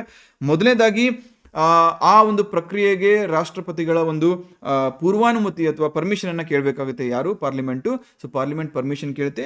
ಪರ್ಮಿಷನ್ ಕೇಳಿದ ಮೇಲೆ ಪ್ರೆಸಿಡೆಂಟ್ ಏನ್ ಮಾಡ್ತಾರೆ, ಈ ರೀತಿ ಕನ್ಸರ್ನ್ಡ್ ರಾಜ್ಯ ಏನಿರುತ್ತೆ ಅದಕ್ಕೆ ಒಂದು ಲೆಟರನ್ನು ಕಳಿಸ್ಕೊಡ್ತಾರೆ. ನಿಮ್ಮ ರಾಜ್ಯದ ಒಂದು ಹೆಸರು ಚೇಂಜ್ ಮಾಡ್ತಿದ್ವಿ, ಏನೋ ಹೆಸರು ಚೇಂಜ್ ಮಾಡ್ತಾ ಇದೀವಿ, ಇಲ್ಲ ಗಡಿ ಚೇಂಜ್ ಮಾಡ್ತಾ ಇದೀವಿ, ಅಥವಾ ನಿಮ್ಮ ರಾಜ್ಯವನ್ನು ಒಡೆದು 2 ರಾಜ್ಯ ಮಾಡ್ತಾ ಇದೀವಿ, ಈ ಥರ ನೋಟಿಸ್ ಕಳಿಸ್ತಾರೆ. ಆ ನೋಟಿಸ್ ಹೆಂಗಿರುತ್ತೆ ಅಂತ ಹೇಳಿದ್ರೆ ಅವ್ರ ರಿಪ್ಲೈಗೂ ವೇಟ್ ಮಾಡುವಂಥ ಅವಶ್ಯಕತೆ ಇಲ್ಲ. ಸೊ ನಮ್ಗೆ ಇಷ್ಟ ಇಲ್ಲ ಅಂದ್ರೂ ಅಷ್ಟೇ, ಇಷ್ಟ ಇದೆ ಅಂದ್ರೂ ಅಷ್ಟೇ, ಯಾರು? ರಾಜ್ಯಗಳು ಆ ಒಂದು ವ್ಯೂಸನ್ನು ಅಥವಾ ಆ ಒಂದು ಒಪಿನಿಯನ್ ಪಾರ್ಲಿಮೆಂಟ್ ಯಾವುದೇ ಕಾರಣಕ್ಕೂ ಪರಿಗಣನೆಗೆ ತೆಗೆದುಕೊಳ್ಳುವಂಥ ಅವಶ್ಯಕತೆನೇ ಇಲ್ಲ. ಅದರ ಅರ್ಥ ಸುಮ್ಮನೆ ಮಾಡ್ತಾ ಇದೆ ನೋಡಿ ಅಂತ ಹೇಳ್ಬಿಟ್ಟು ಮನೆ ಹಿರಿಯರಿಗೆ ಹೇಳ್ದಂಗೆ ಪ್ರೆಸಿಡೆಂಟ್ ಹೇಳ್ತಾರೆ, ಪ್ರೆಸಿಡೆಂಟ್ ಅವ್ರಿಗೆ ಇನ್ಫಾರ್ಮ್ ಮಾಡ್ತಾರೆ. ಸಂವಿಧಾನ ಅವ್ರು ಹೂ ಅಂದ್ರೂ ಅಷ್ಟೇ ತನಗೆ ಹೆಂಗೆ ಬೇಕು ಹಾಗೆ ಅದನ್ನು ಏನು ಮಾಡ್ಬೋದು, ಮುಂದುವರ್ಸ್ಕೊಂಡು ಹೋಗ್ಬೋದು. It means views expressed by the concerned state legislature, ಸಂಬಂಧಪಟ್ಟಂತಹ ರಾಜ್ಯ ವಿಧಾನಸಭೆಯ ಒಂದು ಡಿಸಿಷನ್ ಏನಿರುತ್ತೆ ಅಥವಾ ಒಪಿನಿಯನ್ ಏನಿರುತ್ತೆ ಅದು ಕಡ್ಡಾಯವಲ್ಲ, ಬೈಂಡಿಂಗ್ ಅಲ್ಲ. ಯಾರ ಮೇಲೆ? ಪ್ರೆಸಿಡೆಂಟ್ ಮೇಲೆ ಮತ್ತು ಪಾರ್ಲಿಮೆಂಟ್ ಮೇಲೆ, ರೈಟ್? ಸೊ ಈಗಾಗಲೇ ಹೇಳಿದೆ ಆರ್ಟಿಕಲ್ 2 ಮತ್ತು 3 ಅಲ್ಲಿ ಏನಾದರೂ ಬದಲಾವಣೆ ಆದರೆ ಅದು ಫಸ್ಟ್ ಶೆಡ್ಯೂಲ್ ಮತ್ತು ಫೋರ್ತ್ ಶೆಡ್ಯೂಲ್ಗೆ ಅಫೆಕ್ಟ್ ಆಗುತ್ತೆ, ರೈಟ್? ಫಸ್ಟ್ ಶೆಡ್ಯೂಲ್ ಯಾವ್ದ್ರ ಬಗ್ಗೆ ಹೇಳುತ್ತೆ? Names and territorial extent of the States, ಇದ್ರ ಬಗ್ಗೆ ಹೇಳುತ್ತೆ, States and duties. Fourth schedule ಯಾವ್ದ್ರ ಬಗ್ಗೆ ಮಾತಾಡುತ್ತೆ? ರಾಜ್ಯಸಭಾ ಸೀಟ್ಸ್ ಅಲೋಕೇಶನ್ ಬಗ್ಗೆ ಡಿಸ್ಕಸ್ ಮಾಡುತ್ತೆ. ಫೈನ್. ಇಲ್ಲಿ ಕೆಲವೊಂದಿಷ್ಟು ಇಂಪಾರ್ಟೆಂಟ್ ಫ್ಯಾಕ್ಟ್ಸ್ ಇದಾವೆ. ಭಾರತವನ್ನ ಅಥವಾ India is described as union of States, not a federation of state. ಈ ಫೆಡರೇಷನ್ ಅಂತ ಪದ ಎಲ್ಲಿ ಬಳಕೆ ಆಗಿದೆ? ಅಮೇರಿಕನ್ ಕಾನ್ಸ್ಟಿಟ್ಯೂಷನ್ ಅಥವಾ constitution of United States of ಅಮೆರಿಕಾದಲ್ಲಿ ಬಳಕೆ ಆಗಿದೆ. ಯಾಕಂದ್ರೆ ಅಲ್ಲಿ ಆಡಳಿತದ ಅನುಕೂಲಕ್ಕೋಸ್ಕರ ಅಲ್ಲ, ಬದಲಾಗಿ ರಾಜ್ಯಗಳೇ ತಮ್ಮ ಒಂದು ಕನ್ವೀನಿಯನ್ಸ್ಗೋಸ್ಕರ, ಸೆಕ್ಯೂರಿಟಿ ಪರ್ಪಸ್ ಏನ್ ಮಾಡ್ತಾರೆ, ಸುಮಾರು 50ಕ್ಕೂ ಹೆಚ್ಚು ರಾಜ್ಯಗಳಿದಾವೆ, ತಾವೆಲ್ಲ ಒಟ್ಟಾಗಿ ಬಂದು ಯುನೈಟೆಡ್ ಸ್ಟೇಟ್ಸ್ ಆಫ್ ಅಮೇರಿಕಾ ಅಂತ ಒಂದು ಪರಿಗಣಿಸ್ಕೊಳ್ತಾರೆ. ಇಲ್ಲಿ ಹಂಗಲ್ಲ, ರಾಜ್ಯಗಳು ಒಟ್ಟಾಗಿ ಬಂದಿಲ್ಲ, ದೇಶನೇ ನಮಗೋಸ್ಕರ, ನಮ್ಮ ಕನ್ವೀನಿಯನ್ಸ್ಗೋಸ್ಕರ ಇಲ್ಲಿ ಬೇರೆ ಬೇರೆ ರಾಜ್ಯಗಳನ್ನಾಗಿ ಡಿವೈಡ್ ಮಾಡಿದೆ ಅಷ್ಟೇ. ಹೊಸ ರಾಜ್ಯವನ್ನ ರಚಿಸುವ ಅಥವಾ ಗಡಿ ಬದಲಾಯಿಸುವ ಪರಮಾಧಿಕಾರ, ಯಾಕಂದ್ರೆ ಪರಮಾಧಿಕಾರ ಅಂತ ಯಾಕೆ ಕರಿತೀವಿ? ಯಾಕಂದ್ರೆ ರಾಜ್ಯಗಳು ಅವು ಎಕ್ಸ್ಪ್ರೆಸ್ ಮಾಡಿದಂಥ ಒಪಿನಿಯನು ಬೈಂಡಿಂಗ್ ಅಲ್ಲ, ಕಡ್ಡಾಯವಲ್ಲ, ಇಟ್ ಈಸ್ ನಾಟ್ ಬೈಂಡಿಂಗ್ ಅಥವಾ ನಾನ್ ಬೈಂಡಿಂಗ್. ಸೊ ಹಾಗಾಗಿ ಈ ಪರಮಾಧಿಕಾರ ಯಾರಿಗಿದೆ? ಸಂಸತ್ತಿಗಿದೆ. ಪ್ರೆಸಿಡೆಂಟ್ ಅಂತ ಕರೀಲಿಕ್ಕೆ ಹೋಗ್ಬೇಡಿ. ಪ್ರೆಸಿಡೆಂಟ್ ಕೆಲಸ ಏನು? ಸಂಬಂಧಪಟ್ಟವರಿಗೆ ಆ ವಿಷಯ ಮುಟ್ಟಿಸೋದು. ನೆಕ್ಸ್ಟ್, ವಿಧಿ 2 ಮತ್ತು 3 ಅಡಿಯಲ್ಲಿ ಬದಲಾವಣೆಗಳನ್ನು ಸಂಸತ್ತಿನಲ್ಲಿ ಸರಳ ಬಹುಮತದ ಮೂಲಕ ಅಂಗೀಕರಿಸಬಹುದು. Simple majority sufficient. ಅಂಡ್ ಇಲ್ಲಿ ಭಾಷಾವಾರು ರಾಜ್ಯಗಳ ಮರುಸಂಘಟನೆಗೆ ಸಂಬಂಧಪಟ್ಟಂತೆ 4 ಪ್ರಮುಖ ಅಂಶಗಳನ್ನು ತಿಳ್ಕೊಳ್ಬೇಕು. 1948 ಅಲ್ಲಿ SK ಧಾರ್ ಕಮಿಷನ್ ರಚನೆ ಮಾಡಲಾಗುತ್ತೆ. ಈ SK Dhar commission, it is the first commission to be formed to examine linguistic reorganisation. ಅಂದರೆ 1947 ಆದ ನಂತರ 1949 ಅಲ್ಲಿ ಭಾರತದ ಒಂದು ರಚನೆ ಏನಾಗುತ್ತೆ, ಆ ಸಂದರ್ಭದಲ್ಲಿ ಭಾರತವನ್ನ ಏನು ಸ್ಟೇಟ್ಸು, ಯೂನಿಯನ್ ಟೆರಿಟರೀಸ್ ಅಂತ ಡಿವೈಡ್ ಮಾಡಿರಲಿಲ್ಲ. ಅಲ್ಲಿ group A, B, C, D ಅಂತ ಹೇಳ್ಬಿಟ್ಟು ಈ ರೀತಿ ಮಾಡಿರ್ತಾರೆ. ಅಂದರೆ ಬ್ರಿಟಿಷರ ಆಡಳಿತದಲ್ಲಿ ಇದ್ದಂತಹ ರಾಜ್ಯಗಳನ್ನ ಗ್ರೂಪ್ A ಅಲ್ಲಿ ಬರುತ್ತೆ, ಗ್ರೂಪ್ B ಅಲ್ಲಿ ಕಮಿಷನರೇಟ್ಸು, ಗ್ರೂಪ್ C ಅಲ್ಲಿ ಪ್ರಿನ್ಸ್ಲಿ ಸ್ಟೇಟ್ಸು, ಗ್ರೂಪ್ D ಅಲ್ಲಿ ಒಂದೇ ಒಂದು ಪ್ರದೇಶ ಇತ್ತು, ಅದು ಅಂಡಮಾನ್ ಅಂಡ್ ನಿಕೋಬಾರ್ ಐಲ್ಯಾಂಡ್ಸ್ ಇತ್ತು. ಇದನ್ನ ತುಂಬಾ ಜನ ಒಪ್ಕೊಳ್ತಾ ಇರಲಿಲ್ಲ. ಯಾಕಂದ್ರೆ ಫಾರ್ ಎಕ್ಸಾಂಪಲ್ ಕರ್ನಾಟಕ ಅಂತ, ಮೈಸೂರು ರಾಜ್ಯ ಅಂತ ಅವಾಗ ಏನಿತ್ತು ಕನ್ಸಿಡರ್ ಮಾಡಿದ್ರೆ, ಇದರಲ್ಲಿ ಮರಾಠಿ ಮಾತಾಡೋರು ಇದ್ರು, ತೆಲುಗು ಮಾತಾಡೋರು ಇದ್ರು, ಆಂಧ್ರ ಮಾತಾಡೋರು ಇದ್ರು. ಹಾಗಾಗಿ ಬೇರೆ ಬೇರೆ ರಾಜ್ಯಗಳಿಂದ ಅಪೋಸಿಷನ್ ಬರ್ತಾ ಇತ್ತು. ಅದನ್ನ ಅರ್ಥ ಮಾಡಿಕೊಂಡು ಭಾಷಾವಾರು ಪ್ರಾಂತ್ಯಗಳನ್ನ ರಚನೆ ಮಾಡೋದು, ಅಂದ್ರೆ based on language, is it feasible to reorganise the states in India ಅಂತ ಒಂದು ಯೋಚನೆ ಮಾಡಲಿಕ್ಕೆ ಬೇರೆ ಬೇರೆ ಆಯೋಗಗಳನ್ನ ಅಲ್ಲಿ ಆ ಸಂದರ್ಭದಲ್ಲಿ ಸರ್ಕಾರಗಳು ರಚನೆ ಮಾಡ್ತಾ ಇದ್ವು. ಸೊ ಮೊದಲನೇದಾಗಿ SK ಧಾರ್ ಕಮಿಷನ್ ಬರುತ್ತೆ. ಇವ್ರು ಏನು ಹೇಳಿದ್ರು, ಯಾವ ಕಮಿಷನು, ಯಾವ ವರ್ಷ, ಅವ್ರ ಒಪಿನಿಯನ್ ಏನು? 1948 ಅಲ್ಲಿ SK ಧಾರ್ ಕಮಿಷನ್ ಬರುತ್ತೆ. ಇವರು ನೋ ಅಂತ ಹೇಳ್ತಾರೆ, ಭಾಷೆಯ ಆಧಾರದ ಮೇಲೆ ರಚನೆ ಮಾಡ್ಲಿಕ್ಕೆ ಹೋಗ್ಬೇಡಿ ಅಂತ ಹೇಳ್ತಾರೆ. ರೈಟ್. ನೆಕ್ಸ್ಟ್ 1948 ಅಲ್ಲಿ ಮತ್ತೊಂದು ಬರುತ್ತೆ, JVP. ಯಾಕಂದ್ರೆ ಈ ಒಂದು ಒಪಿನಿಯನ್ ಬಂದ ತಕ್ಷಣ ಅದನ್ನ ಅಪೋಸ್ ಮಾಡ್ತಾ ಇದ್ರು. ಸೊ ಹಾಗಾಗಿ ಅದಕ್ಕೆ ಪರ್ಯಾಯವಾಗಿ ಏನು ಮಾಡಬೇಕು, ಮತ್ತೊಂದು ಸೊಲ್ಯೂಷನ್ ಕೊಡಬೇಕಲ್ಲ ಗೌರ್ಮೆಂಟು. ಸೊ ಹಾಗಾಗಿ ಮತ್ತೊಂದು ಕಮಿಟಿ ಫಾರ್ಮೇಷನ್ ಮಾಡ್ತಾ ಇದ್ರು. ಸೊ ಧಾರ್ ಫಸ್ಟ್ ಬರುತ್ತೆ, ಆಮೇಲೆ JVP ಬರುತ್ತೆ. JVP ಅಂದರೆ ಜವಾಹರ್ಲಾಲ್ ನೆಹರು, ವಲ್ಲಭಾಯ್ ಪಟೇಲ್ ಮತ್ತು ಪಟ್ಟಾಭಿ ಸೀತಾರಾಮಯ್ಯ. ಇವರು 3 ಪ್ರಮುಖರನ್ನ ಒಳಗೊಂಡಂತಹ ಮತ್ತೊಂದು ಕಮಿಟಿ JVP ಸಮಿತಿ ಅಂತ ಕರಿತೀವಿ. ಈ ಸಮಿತಿ ಕೂಡ ಈ ರೀಆರ್ಗನೈಸೇಷನ್ ಬೇಸ್ಡ್ ಆನ್ ಲ್ಯಾಂಗ್ವೇಜ್ ಬೇಡ ಅನ್ನತ್ತೆ, ಅಂದರೆ ಭಾಷೆಯ ಆಧಾರದ ಮೇಲೆ ರಾಜ್ಯಗಳ ಮರು ವಿಂಗಡಣೆ ಅಥವಾ ಪುನರ್ರಚನೆ ಮಾಡೋದು ಬೇಡ ಅಂತ ಹೇಳುತ್ತೆ. ಇಷ್ಟಕ್ಕೆ ಸರಿಯಾಗುತ್ತಾ? ಅನ್ನೋ ಇಲ್ಲೂ ಕೂಡ ಇದಕ್ಕೂ ಅಪೋಸಿಷನ್ ಬರುತ್ತೆ. ನೆಕ್ಸ್ಟ್ ಇದಕ್ಕೆ ಅಪೋಸಿಷನ್ ಬಂದಮೇಲೆ ನೆಕ್ಸ್ಟ್ ಏನು ಮಾಡ್ತಾರೆ, 1953 ಒಂದು ಘಟನೆ ಆಗುತ್ತೆ, ಅಂದರೆ 1952 ಆಗುತ್ತೆ. ಭಾಷೆಯ ಆಧಾರದ ಮೇಲೆ ವಿಂಗಡಣೆ ಮಾಡಲೇಬೇಕು ಅಂತ ಹೇಳ್ಬಿಟ್ಟು ಆಂಧ್ರದಲ್ಲಿ ತೆಲುಗು ಸ್ಪೀಕಿಂಗ್ ಟೆರಿಟರಿ ಏನಿತ್ತು, ಅಲ್ಲಿ ಪೊಟ್ಟಿ ಶ್ರೀರಾಮುಲು ಅನ್ನೋರು ಒಬ್ಬರು ಸೋಷಿಯಲ್ ಆಕ್ಟಿವಿಸ್ಟು, ಸಾಮಾಜಿಕ ಹೋರಾಟಗಾರರು. ಅವರು ಅನಿರ್ದಿಷ್ಟಾವಧಿಗೆ ಒಂದು ಹಂಗರ್ ಸ್ಟ್ರೈಕನ್ನು ಅಥವಾ ಏನು ಒಂದು ಚಳವಳಿಯನ್ನು ಮಾಡ್ತಾರೆ. ಸೊ ಆ ಚಳವಳಿಯಲ್ಲಿ ಅವರು ಅಸುನೀಗ್ತಾರೆ, ಈ ಪಾಸ್ಟ್ ಅವೇ. ಸೊ ಆ ಸಂದರ್ಭದಲ್ಲಿ ಆಗ ಜನರ ಆಕ್ರೋಶ ಏನಾಗುತ್ತೆ, ಒಂದು ಎಲ್ಲವನ್ನ ಮೀರಿದಂತಹ ಒಂದು ಸ್ಥಿತಿಗತಿಗೆ ತಲುಪುತ್ತೆ. ಸೊ ಜನರನ್ನ ಕಂಟ್ರೋಲ್ ಮಾಡಬೇಕಾದ್ರೆ ಮತ್ತೆ ಸರ್ಕಾರಗಳು ಏನು ಮಾಡಬೇಕು, ಮತ್ತೆ ಹೊಸ ಸಮಿತಿ ಮಾಡಬೇಕು. ಹೌದೌದು, ನಾವು ನಮ್ಮ ತಪ್ಪು ಅರಿವಾಗಿದೆ, ನಾವು ಬೇಸ್ಡ್ ಆನ್ ಏನು ಮಾಡ್ತೀವಿ, ಭಾಷೆ ಮೇಲೆ ನಾವು ರಾಜ್ಯಗಳನ್ನು ಪುನರ್ ವಿಂಗಡಣೆ ಮಾಡ್ತೀವಿ ಅಂತ ಹೇಳ್ಬಿಟ್ಟು ಒಂದು ಮಾತು ಕೊಡುತ್ತೆ. ಸೊ ಆ ಒಂದು ಮಾತಿನ ಪ್ರಕಾರ Andhra Pradesh becomes the first state in India to be formed on a linguistic basis. ಯಾವಾಗ ಪೊಟ್ಟಿ ಶ್ರೀರಾಮುಲು ತಿಳ್ಕೊಳ್ತಾರೆ, ಆ ಒಂದು ಜನಾಕ್ರೋಶವನ್ನು ಹತ್ತಿಕ್ಲಿಕ್ಕೆ ಏನು ಮಾಡ್ತಾರೆ, ಆಂಧ್ರ ಪ್ರದೇಶವನ್ನು, ತೆಲುಗು ಯಾರನ್ನು ಮಾತಾಡ್ತಾ ಇದ್ದಾರೆ ಅವರನ್ನ ಎಲ್ಲ ಒಂದೇ ಕಡೆ ಸೇರಿಸಿ ಒಂದು ಟೆರಿಟರಿ ಅಂತ ಡಿಕ್ಲೇರ್ ಮಾಡ್ತೀವಿ, ಅದು ಆಂಧ್ರ ಪ್ರದೇಶ ಆಗಿರುತ್ತೆ ಅಂತ ಡಿಕ್ಲೇರ್ ಮಾಡುತ್ತೆ. ಸೊ ಭಾಷೆಯ ಆಧಾರದ ಮೇಲೆ ರಚನೆಯಾದಂಥ ಮೊಟ್ಟ ಮೊದಲ ರಾಜ್ಯ ಯಾವುದು? Andhra Pradesh. SK Dhar commission, JVP, DJ ಅಂತ ಫಸ್ಟ್ ನೆನ್ಪಿಟ್ಕೊಂಡ್ಬಿಡಿ, DJ ಕಮಿಷನ್. ಓಕೆ. ನೆಕ್ಸ್ಟ್ ಇದಾದ್ಮೇಲೆ ಉಳಿದಂಥ ಸ್ಟೇಟ್ ಸುಮ್ಮನೆ ಇರ್ತವ, ಕರ್ನಾಟಕ, ಇದು ಕೇರಳ, ಮತ್ತು ಗುಜರಾತು, ಅಂದರೆ ಗುಜರಾತಿ ಮಾತಾಡೋರು, ಮರಾಠಿ ಮಾತಾಡೋರು ಎಲ್ಲರೂ ಕೇಳಕ್ಕೆ ಶುರು ಮಾಡ್ತಾರೆ. ಸೊ ಬೇಡವೇ ಬೇಡ ಅದರ ಅವಶ್ಯಕತೆ ಅಂತ ಹೇಳ್ಬಿಟ್ಟು 1956 ಅಲ್ಲಿ ಸ್ಟೇಟ್ಸ್ ರಿಆರ್ಗನೈಸೇಷನ್ ಆ್ಯಕ್ಟನ್ನು ಜಾರಿಗೆ ತರಲಾಗುತ್ತೆ. ಇದು ಇಡೀ ಭಾರತದಲ್ಲಿ ಇರತಕ್ಕಂಥ ಎಲ್ಲ ರಾಜ್ಯಗಳನ್ನು ಪುನರ್ವಿಂಗಡಣೆ ಮಾಡುತ್ತೆ. ಸೊ ಇದು 7th ಕಾನ್ಸ್ಟಿಟ್ಯೂಷನಲ್ ಅಮೆಂಡ್ಮೆಂಟ್ ಆ್ಯಕ್ಟನ್ನು ಜಾರಿಗೆ ತರುವುದರ ಮುಖಾಂತರ ಈ ಸ್ಟೇಟ್ಸ್ ರಿಆರ್ಗನೈಸೇಷನ್ ಆ್ಯಕ್ಟ್ ಜಾರಿಗೆ ತರಲಾಗುತ್ತೆ. ಇದಕ್ಕೆ ಮೂಲ ಯಾವುದಪ್ಪ ಅಂತ ಹೇಳಿದ್ರೆ ಫಜಲ್ ಅಲಿ ಕಮಿಷನ್. ಸೊ ಇಲ್ಲಿ ನೆನಪಿರಲಿ, DJF ನೆನಪಿರಲಿ, ಡಿ ಜೆ ಫಜಲ್ ಅಲಿ ಅಂತ ನೆನಪಲ್ಲಿ ಇಟ್ಕೊಳ್ಳಿ. D J Fazal Ali. Part 1 ಯಾರೊಬ್ರು ಡಿ ಜೆ ಇದ್ದಾರೆ, ಯಾರು? D J Fazal Ali. So D ಅಂದರೆ ಧಾರ್ ಕಮಿಷನ್, ಭಾಷೆಯ ಆಧಾರದ ಮೇಲೆ ವಿಂಗಡಣೆ ಮಾಡಬೇಕಾ? ನೋ. ಜೆ ವಿ ಪಿ ಅಂದರೆ ಜವಾಹರ್ಲಾಲ್ ನೆಹರು, ವಲ್ಲಭಾಯ್ ಪಟೇಲ್, ಆಮೇಲೆ ಪಟ್ಟಾಭಿ, ಸಿದ್ದರಾಮಯ್ಯ. ಭಾಷೆ ಆಧಾರದ ಮೇಲೆ ಮಾಡಬೇಕಾ? ನೋ. ಹಾಗಾದರೆ ಡಿ ಜೆ ಇಬ್ರು ಬೇಡ ಅಂತ ಹೇಳಿದ್ರು. ನೆಕ್ಸ್ಟ್ ಫಜಲ್ ಅಲಿ ಕಮಿಷನ್, ಈಗಾಗಲೇ ಪೊಟ್ಟಿ ಶ್ರೀರಾಮುಲು ತೀರ್ಕೊಂಡಿದ್ರು, ಹಾಗಾಗಿ ಬೇರೆ ರಾಜ್ಯಗಳಿಗೂ ಆ ಒಂದು ಆಕ್ರೋಶ ವ್ಯಾಪಿಸೋದು ಬೇಡ ಅಂತ ಹೇಳ್ಬಿಟ್ಟು ಫಜಲ್ ಅಲಿ ಏನು ಮಾಡ್ತಾರೆ, ಹೋಗಿ ಹಾಳಾಗೋಗಿ ಭಾಷೆಯ ಆಧಾರದ ಮೇಲೆ ನೀವು ರಾಜ್ಯಗಳನ್ನು ಪುನರ್ವಿಂಗಡಣೆ ಮಾಡಿ ಅಂತ ಹೇಳ್ಬಿಟ್ಟು ಕಳಿಸ್ತಾರೆ. ಸೊ ಫಜಲ್ ಅಲಿ ಕಮಿಷನ್ ಮಾತ್ರ ಭಾಷೆಯ ಆಧಾರದ ಮೇಲೆ ರಾಜ್ಯಗಳನ್ನು ರಚನೆ ಮಾಡಲಿಕ್ಕೆ ಅವಕಾಶ ನೀಡಿತ್ತು. ರೈಟ್. ಸೊ ಇಲ್ಲಿ ಕೆಲವೊಂದಿಷ್ಟು ಪ್ರಾಕ್ಟೀಸ್ MCQs ಇದಾವೆ. ಸಂವಿಧಾನದ 1ನೇ ವಿಧಿಯು ಭಾರತವನ್ನು ಏನಂತ ವಿವರಿಸುತ್ತೆ? ಇದು KPSCಯಲ್ಲಿ ಕೇಳಿದ್ರು. ರಾಜ್ಯಗಳ ಒಕ್ಕೂಟ, ಯೂನಿಯನ್ ಆಫ್ ಸ್ಟೇಟ್ ಅಂತ ಕರೆಯುತ್ತೆ. Article 1 states that India that is Bharat shall be a union of states. ಭಾರತದಲ್ಲಿ ಹೊಸ ರಾಜ್ಯಗಳನ್ನು ರಚಿಸುವ ಅಧಿಕಾರ ಯಾರಿಗಿದೆ? ಸಂಸತ್ತಿಗೆ ಮಾತ್ರ ಇದೆ. ನಾಟ್ ಟು ರಾಷ್ಟ್ರಪತಿ ಅಥವಾ ಸುಪ್ರೀಂ ಕೋರ್ಟ್ ಅಥವಾ ಪ್ರಧಾನಮಂತ್ರಿ. Only parliament can create new States. ಭಾರತದಲ್ಲಿ ಭಾಷಾ ಆಧಾರದ ಮೇಲೆ ರಚನೆಯಾದ ಮೊದಲ ರಾಜ್ಯ ಯಾವುದು? ಆಂಧ್ರ ಪ್ರದೇಶ. ಹೊಸ ರಾಜ್ಯದ ರಚನೆಯು ಸಂವಿಧಾನದ ಯಾವ ಅನುಸೂಚಿಯ ತಿದ್ದುಪಡಿಗೆ ಕಾರಣವಾಗುತ್ತದೆ? ಯಾವುದು? 1ನೇ ಅನುಸೂಚಿ ಮತ್ತು 4ನೇ ಅನುಸೂಚಿ. 1 and 4 ಎರಡೂ ಬರಬೇಕಿಲ್ಲಿ. ಸೊ ಆನ್ಸರ್ 4th 1 and 4 ಅಂತ ತಿಳ್ಕೊಳ್ಳಿ. ಓಕೆ. ವಿಧಿ 3ರ ಅಡಿಯಲ್ಲಿ ರಾಜ್ಯದ ಗಡಿಗಳನ್ನು ಬದಲಾಯಿಸುವಂತಹ ಮಸೂದೆಯನ್ನು ಸಂಸತ್ತಿನಲ್ಲಿ ಮಂಡಿಸಲು ಯಾರ ಪೂರ್ವಾನುಮತಿ ಕಡ್ಡಾಯವಾಗಿರುತ್ತೆ? ರಾಷ್ಟ್ರಪತಿಗಳ ಪೂರ್ವಾನುಮತಿ ಕಡ್ಡಾಯವಾಗಿರುತ್ತೆ. ರಾಷ್ಟ್ರಪತಿಗಳು ಸುಮ್ಮನೆ ನಾಮಕೆ ವ್ಯವಸ್ಥೆ ಕೇಳ್ತಾರೆ. ಸಿಕ್ಕಿಮನ್ನು ಭಾರತದ ಪೂರ್ಣ ಪ್ರಮಾಣದ ರಾಜ್ಯವನ್ನಾಗಿ ಮಾಡಿದ ಸಂವಿಧಾನದ ತಿದ್ದುಪಡಿ ಯಾವುದು? 36ನೇ ತಿದ್ದುಪಡಿ, 36th ಅಮೆಂಡ್ಮೆಂಟ್. ಫೈನ್. ಸೊ ಇಷ್ಟಾಗಿತ್ತು ಇವತ್ತಿನ PT ಸೀರೀಸ್ ಪ್ರೈಮ್ ಟಾಪಿಕ್ಸ್.